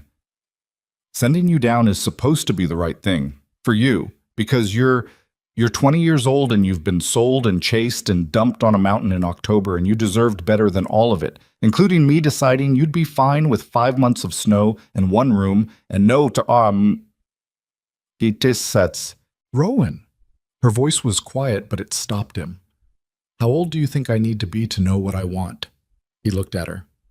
"I'm not asking you to save me," she said. "I'm not asking you to be responsible for what I want. I'm telling you what it is. Those are different things." A pause. "Do you understand the difference?" He understood. He'd understood the difference since the fever, maybe since before that. Since the cairns in February, or the card games in the storms, or the moment at the tree line when the light was gold on the snow, and he'd stood there with 10 years of deliberate solitude behind him, and understood he was not, in fact, okay with her leaving. "What I understand," he said, "doesn't change what I said I'd do." "Then change it," she said, simply. "You're allowed to." He stood there in the middle of the downhill trail and thought about promises, about what they meant and what they were for and who they were supposed to protect. And he thought about Gruber's cairns on the North Ridge, marking the edges of a territory that only one man knew about. And he thought about the way she'd put her fingers on the top stone and not moved it. Just let her hand rest there, like something that needed to be acknowledged. "If you stay," he said carefully, I can't promise it gets easier. The winters don't get shorter. The isolation doesn't get more comfortable. I'm still going to be difficult to live with and quiet when I shouldn't be and wrong about things I think I'm right about." "I know all that," she said. "I'm not finished." He took a breath. This was the part he didn't have practiced because he hadn't let himself practice it. "And I'm not good at this. Saying things directly when the things are personal. I'm aware of that. You've probably noticed." She waited, still, giving him the space he needed without making a thing of it. "I don't want you to go," he said. "I have not wanted you to go for at least 2 months. Probably longer, but 2 months is when I was sure." He held her gaze and made himself keep holding it. "I understand if that changes nothing about what you want. If you want to go down and take the stage and start somewhere clean, without any of this attached to it, I'll take you the rest of the way, and I won't say another word about it. But I'm not going to keep walking you toward the valley while you're standing here telling me it's hard without telling you that it's hard for me too. The silence between them was different from any silence that had existed in the last 6 months. It had weight and presence, the kind of silence that follows something true being said. Eliza looked at him for a long time. "You have terrible timing," she said. Something that had been locked in his chest for months shifted. "I know. 2 months ago would have been... You should have said it 2 months ago." "Yes. Or any of the other times it was obvious that you..." She stopped, pressed her lips together, looked at the trail for a moment, and then back at him. "You are genuinely infuriating, Rowan Hale." "That's fair," he said. She stood in the middle of the trail looking at him with something that was working its way across her face in stages. The last of the held composure giving way to something she'd been managing since at least last night, since the fire went down and the valley lights were visible, and neither of them said the thing they were both thinking. "I'm not going because I don't have options," she said, and her voice was steady, but there was something raw underneath it. "I need you to hear that. I'm not staying on that mountain because I have nowhere else to go. I have the pouch in my pocket and a stage ticket in 2 hours and a whole valley full of ordinary life that I could walk into right now." Her jaw set in the way it did when she was making sure something was clear. "I'm not going because I don't want to." "I hear you," he said. "And I'm not staying because it's easier or safer or because you paid $375 in a dirty alley." A pause. "I'm staying because the mountain is the only place I've ever been where I woke up in the morning and felt like myself. And because you're part of that." Another pause, shorter. "A significant part, in case that's somehow unclear." Oh, he looked at her. He thought about all the things he was bad at, and all the things that had been said and unsaid, and all the months of careful sideways navigation around this exact moment, and he thought that for a man who claimed to value directness, he had managed to be profoundly indirect about the one thing that mattered. "It's clear," he said. She nodded once, quickly, the way she nodded when something was settled. Then she took the pack off her back, set it down on the trail, and sat down on it. She pulled the gold pouch out of her coat pocket and held it out toward him. He looked at the pouch, looked at her. "I'm not going to need the stage fare," she said. He walked over and took it from her hand, and their fingers were in contact for a moment longer than the transfer required, and neither of them moved immediately to end it. He put the pouch in his own coat pocket and sat down on a rock at the trail's edge, across from where she was sitting on the pack, and they were at roughly the same level and 6 feet apart, and for a while neither of them said anything. The creek ran somewhere below. A wind moved through the high timber above. Jericho, having waited out this entire exchange with the expression of an animal who had seen human beings do stranger things, lowered his head and tried to find something to eat under the thin snow at the trail's edge. "There are things I want to do," Eliza said, after a while. "To the cabin." He looked at her.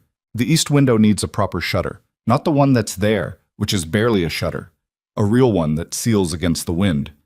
She was looking at the trees, thinking it through. "And the cold storage is too small.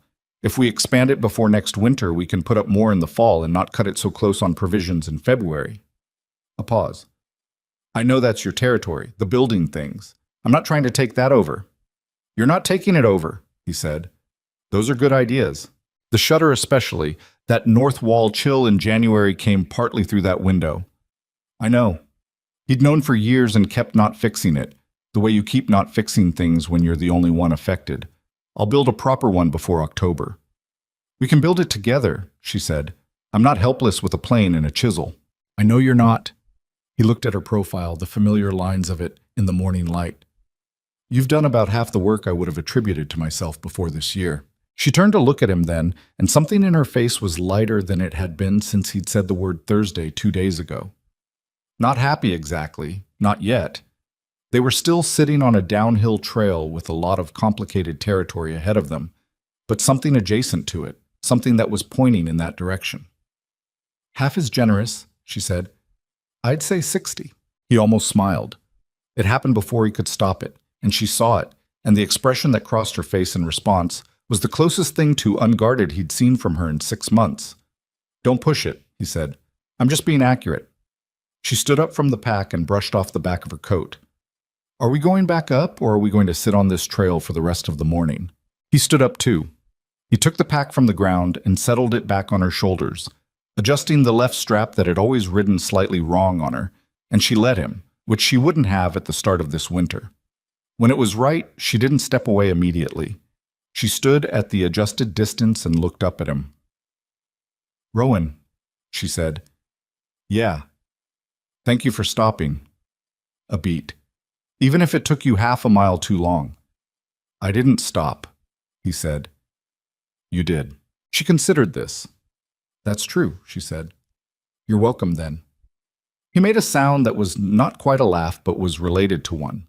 She picked up her walking stick from where she'd dropped it on the trail and looked up the slope, and he untied Jericho from where he'd drifted to the trail edge, and they turned, both of them, in the same moment, without discussion, and started back up. The trail went differently in the uphill direction. Harder on the lungs, easier on everything else. The weight that had been pressing on the downhill walk was still there, but it had changed shape. It wasn't the weight of approach anymore. It was the weight of decision, which was a different thing entirely. Decisions, even right ones, had mass. Carrying them took effort, but they were solid where the other thing had been porous, and Rowan had always preferred things he could put weight on. They were 20 minutes up the trail when Eliza said, without stopping or turning, "The shutter should open inward.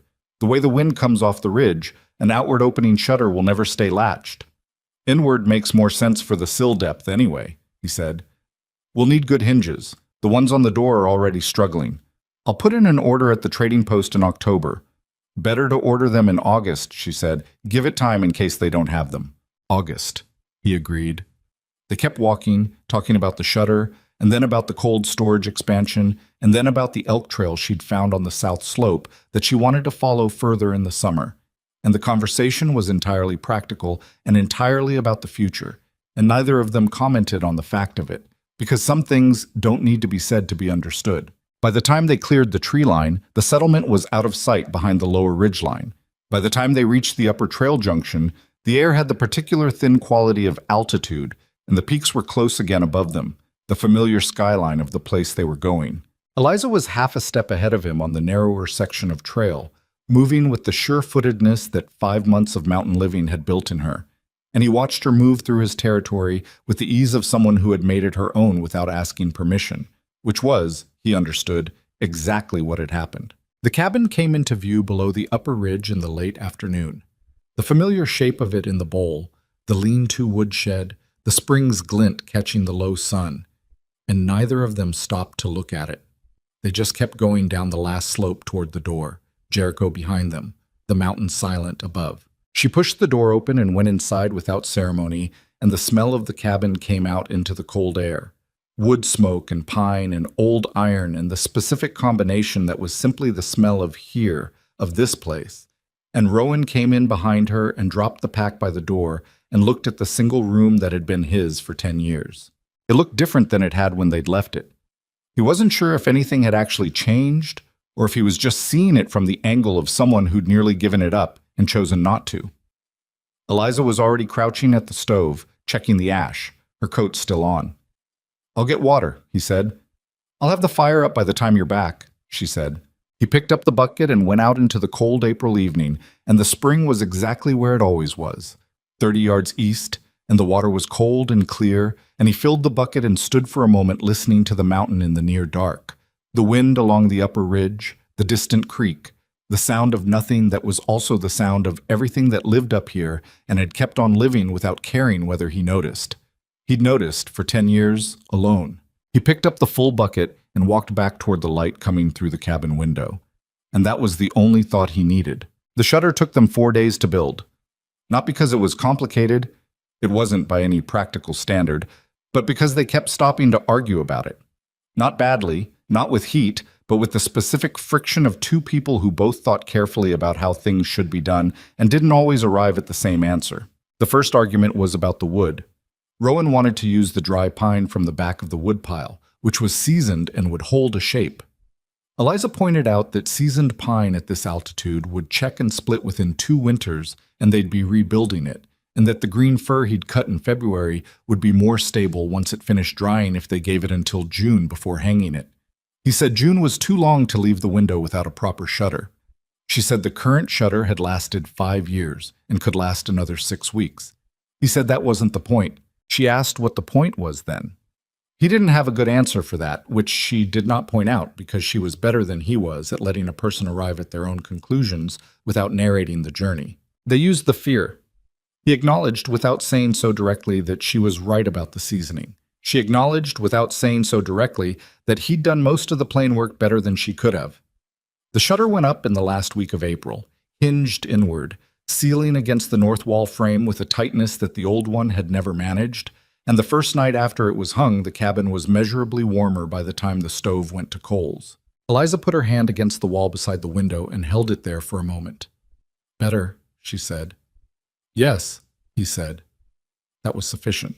The cold storage expansion was a longer project, carrying through May and into early June, digging into the frozen ground on the north side of the cabin where the permafrost kept things cold well into summer, shoring the walls with flat stone, building a proper door frame with drainage away from the foundation.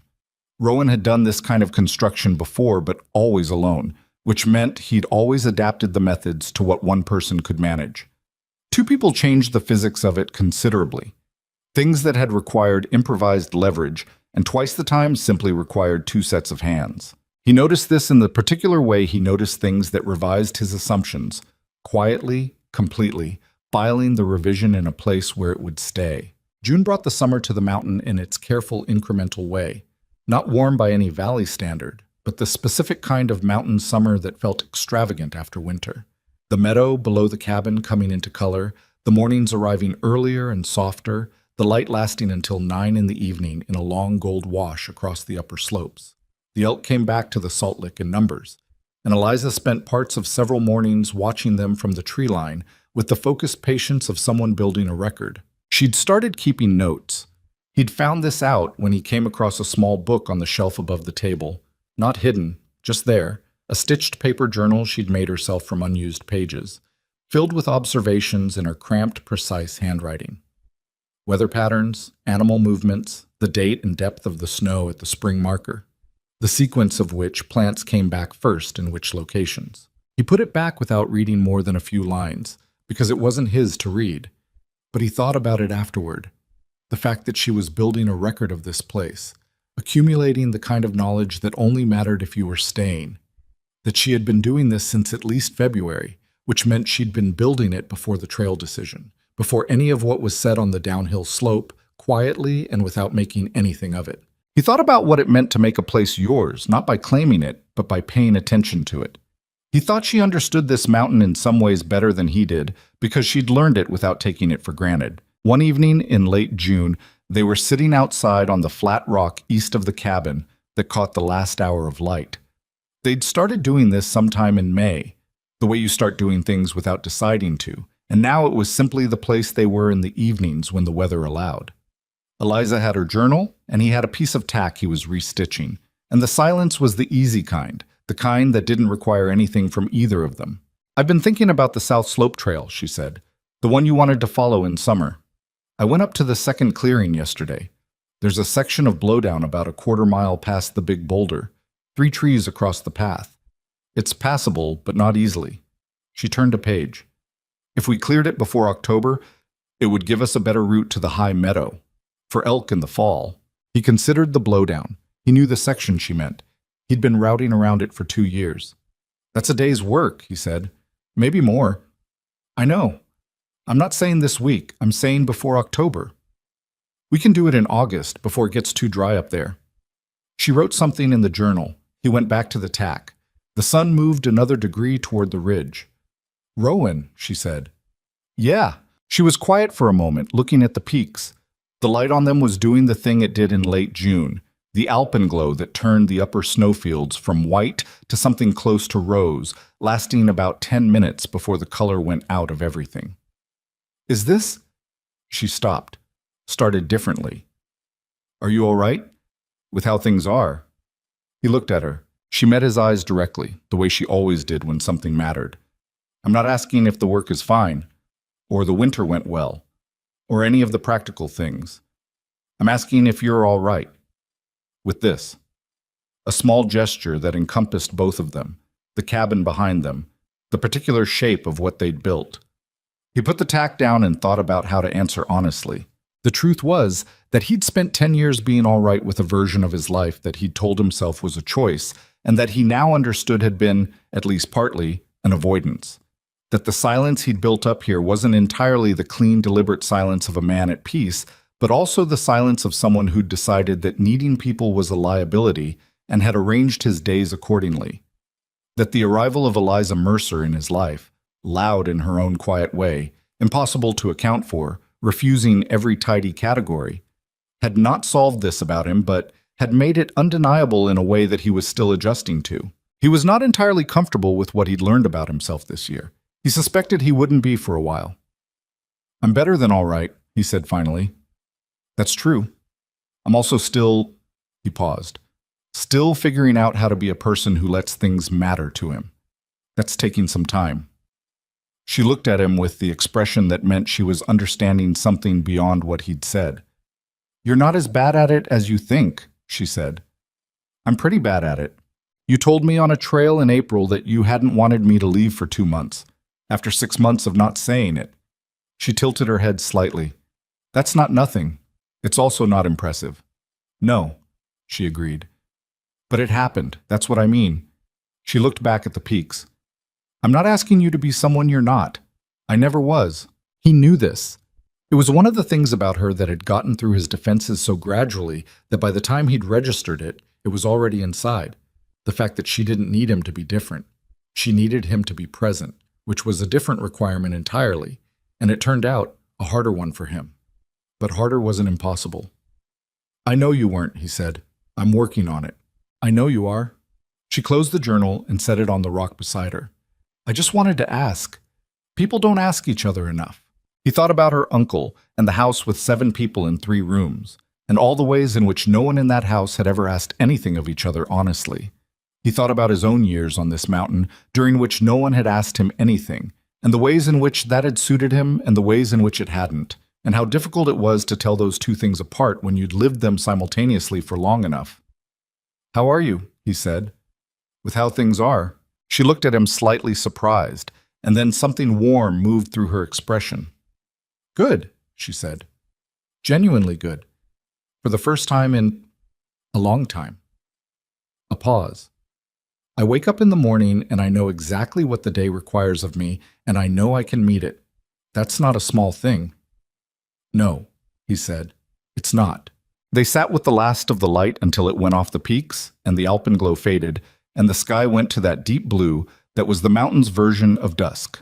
Then she picked up her journal, and he picked up the tack, and they went inside. July brought its own difficulties, because the mountain was not a place that offered long stretches of ease. There were always things working against you, always some version of the problem that required the solution. A section of the cabin roof developed a leak over the east window in the first heavy summer rain, which turned out to be a failure in the chinking rather than the roof itself. And fixing it required most of a day on a ladder in intermittent rain, while Eliza stood below and handed things up and made observations about his technique that were helpful, and that he was not going to admit were helpful while he was on the ladder. A marten got into the cold storage in early July through a gap in the doorframe they hadn't noticed, took 2 pounds of dried meat, and left evidence of its opinions about the quality of the rest. They rebuilt the doorframe together with better tolerances, and Eliza added a latch that the previous design hadn't had, and the cold storage after that was, as far as either of them could tell, genuinely secure. There were days when the isolation bore down harder than others. Rowan had learned to recognize the particular quality of Eliza's silence that meant she was inside something heavy. Not the working silence or the thinking silence, but something older, something that had a past attached to it. On those days, he didn't try to talk her through it or ask her to explain it. He stayed in proximity, kept the work going, made sure the fire was right and the food was ready, and gave her the space to come back from wherever she went in those moments at her own pace. She noticed this and she didn't comment on it, and the not commenting was its own communication. She did the same for him. He had his own version of the heavy days, when something in the quality of the morning made the old isolation feel like a judgment rather than a choice, when the specific color of the light on the peaks reminded him of things he'd rather not be reminded of. She read these in the same way he read hers, and she responded in the same way. Presence without pressure, company without demand. Neither of them was good at the things the other needed, all the time. That was simply the fact of two imperfect people occupying the same space. But they were getting better at it, the way you got better at hard things, through practice and failure, and the willingness to try again the following morning. August arrived and they cleared the blowdown on the South Slope Trail, which took a day and a half and resulted in 2 splinters in Eliza's left hand, a bruised shin for Rowan from a log that rolled wrong, and a cleared trail that opened up the approach to the high meadow in a way that was going to matter considerably come elk season. They were both tired and dirty when they came back down to the cabin, and she made coffee while he looked at her hand and got the splinters out with the smallest of the 3 knives, and she sat still through it with the focused, uncomplaining endurance she brought to everything that hurt. "There," he said when the second one was out. "Thank you," she said. She flexed her fingers. "Yours is better than mine for that work. I've had practice. Pulling your own splinters. Among other things." She looked at her hand and then at him, and the expression she had was quiet and particular, and had been showing up in her face more often since spring. Not the calculating look, not the composed for survival look, but something that lived underneath both of those. Something that was just her without the armor that years of hard circumstance had built up. He recognized it because he was learning to recognize things in her face that he hadn't been able to read in October, and because what he saw in it now, most evenings, most mornings, most moments when she forgot to arrange herself, what he saw there was something that looked remarkably like someone who had found the place they were supposed to be. He thought he probably looked the same. "The order list for October," she said, wrapping a cloth around her hand. "We need to add the hinges, and I want to look at whether there's a better lamp oil than what you've been using. The one from the trading post last year smoked too much." "I'll check with Atchison," he said. "He gets different stock in the fall. Also," she said, "if they have glass at the general store, real window glass, I want to look at what it costs. Not necessarily this year, but the east window with actual glass instead of oiled cloth would make a difference in the winter light." He considered this. "It'll cost." "I know. I'm not saying buy it. I'm saying find out." A pause. "I have some of my own money still. The pouch wasn't completely spent." He looked at her. "I know you have it. You don't need to spend it on the cabin." "I want to," she said. "It's my cabin, too." He was quiet for a moment. This was the first time she'd said it directly, in so many words, without the qualifier of if or the conditional of maybe. "My cabin." Stated as a fact, the way facts were stated when they were simply true. "Yes," he said. "It is." She nodded once, quickly, and went back to the order list, and he went back to the coffee, and the cabin was warm, and the summer light was still in the windows, and somewhere on the south slope, the trail they'd cleared together was running open through the timber. September came, and with it the first real color on the aspens and the lower drainage, and the return of that particular quality of mountain air that had a knife edge to it below the sweetness. The smell of things preparing to end, the year beginning to pull its resources inward. Elk were moving in the high meadow now, and they went out in the early mornings together, moving carefully through the timber in the blue pre-dawn, and the first hunt of the season was the best Rowan had had in years. Not because his skill was better, but because the approach from the South Slope Trail put him in a position he hadn't been able to use before. Eliza's position. He told her this, and she received it with the same directness she received everything. "Good," she said. "Then the day and a half was worth it." "It was worth it," he said. October came around again. The aspens went gold and then bare, and the nights dropped below freezing and stayed there. The woodpile was the largest it had ever been.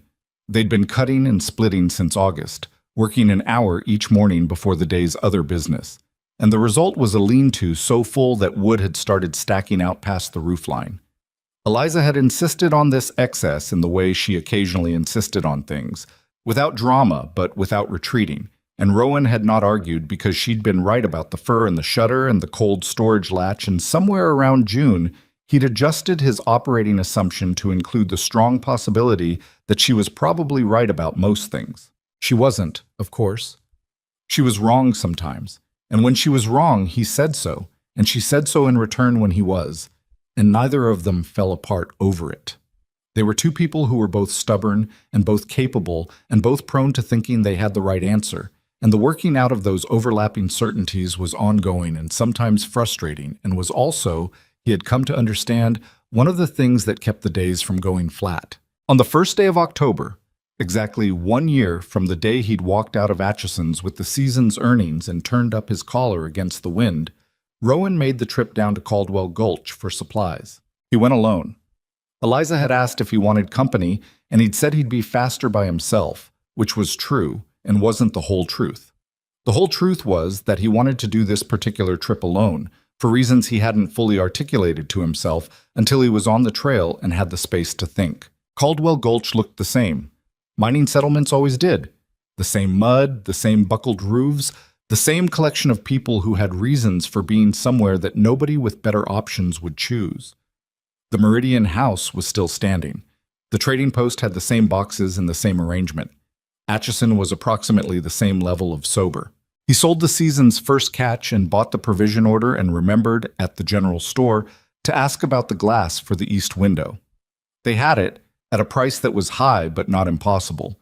And he stood in the general store looking at the two small panes they had in stock and thought about winter light coming through real glass instead of oiled cloth, and about an order list written in cramped, careful handwriting, and about a woman who'd said my cabin the way people said things that were simply true. He bought both panes, wrapped carefully for the trail.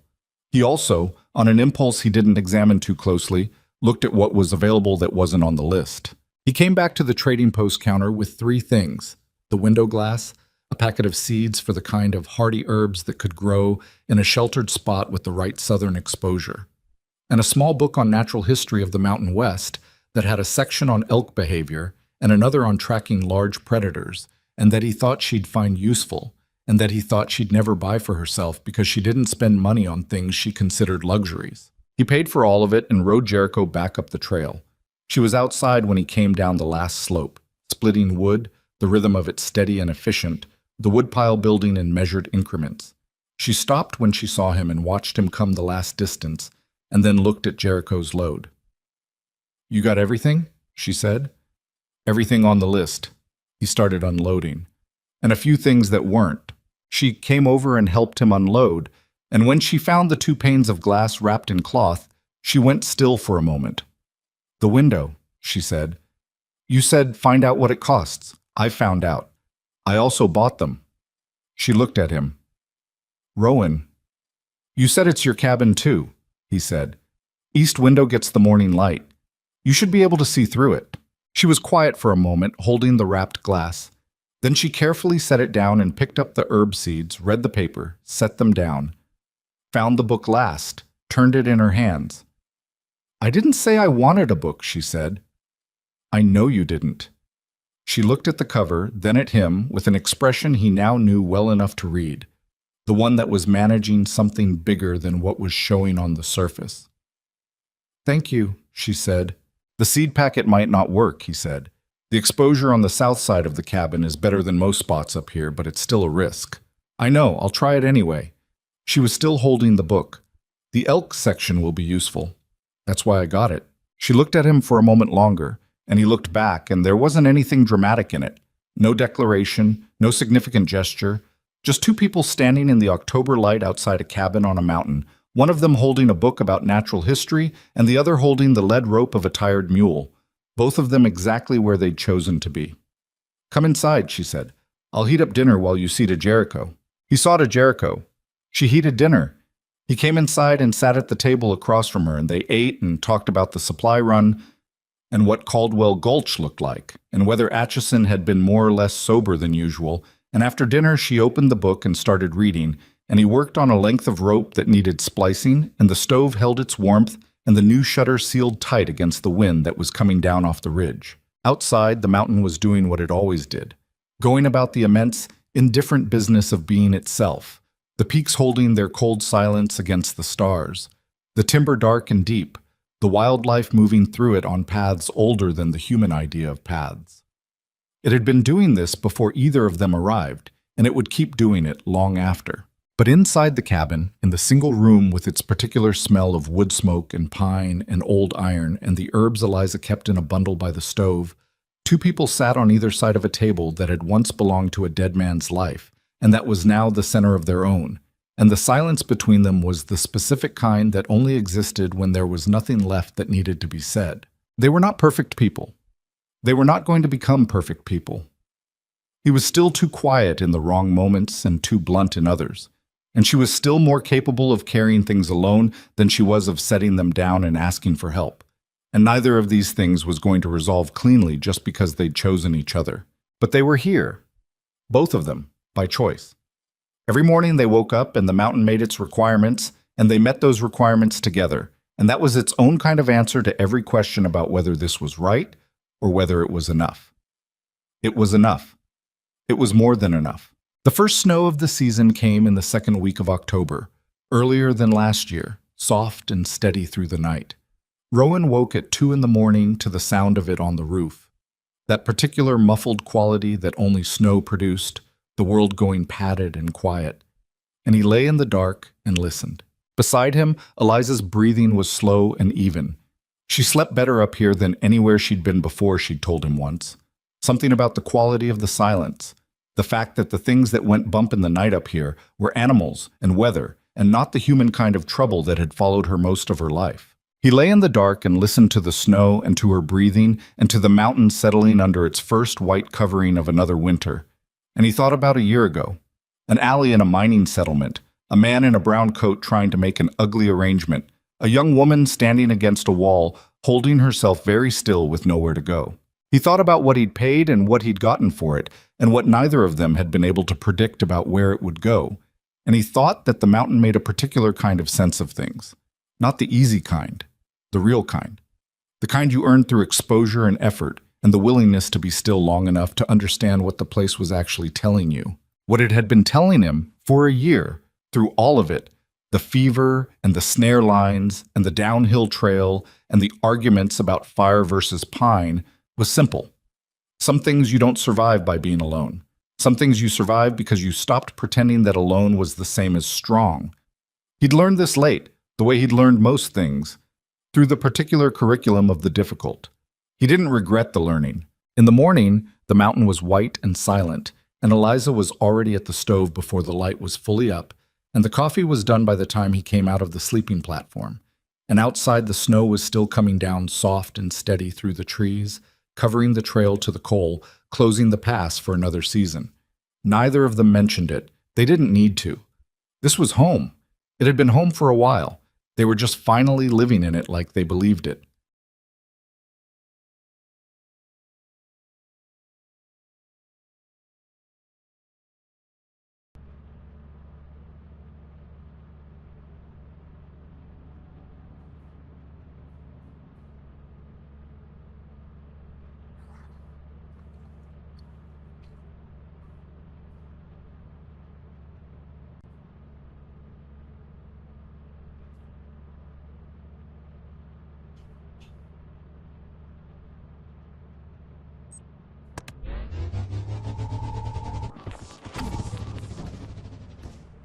I'm sorry. No, there was two. Yeah, they were jumping me. I'm going back. He's fucked. No way he's going back. Dude, we're gonna make no money, bro. Should we switch Zerti out to be base, bitch? Doesn't matter to me, I can base bitch.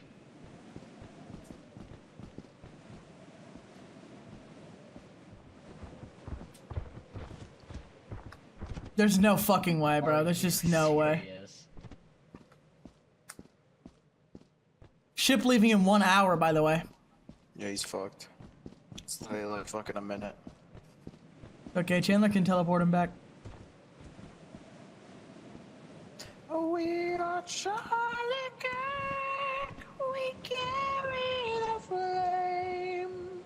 Like, I'm really curious what his plan is. Yeah, he's fucked. There's nothing you can do. He didn't make a single dime. There's so many of them. Teleport him, teleport him, teleport him! I wonder if he did it. Oh, nope. Nope. Okay. Chandler's in the ship, right? Yeah. Someone might have gave us enough. Okay. 10 fucking coins. 10 schmeckles. Someone Yeah, might have damn given it. enough. I'm gonna hold your balls when I tell you this, Chandler. Someone else is gonna be base bitch after this. On a base, We which is have so enough. boring. This time we have enough. This time we have enough. Oh, we definitely have enough. Look at all the shit we have. Wait, why is it? Okay, when I checked. Yeah, it both doesn't. Times I went out. The scan isn't reliable there. I was gonna say it said 332 or something both times I checked. Now it's 430. My bad.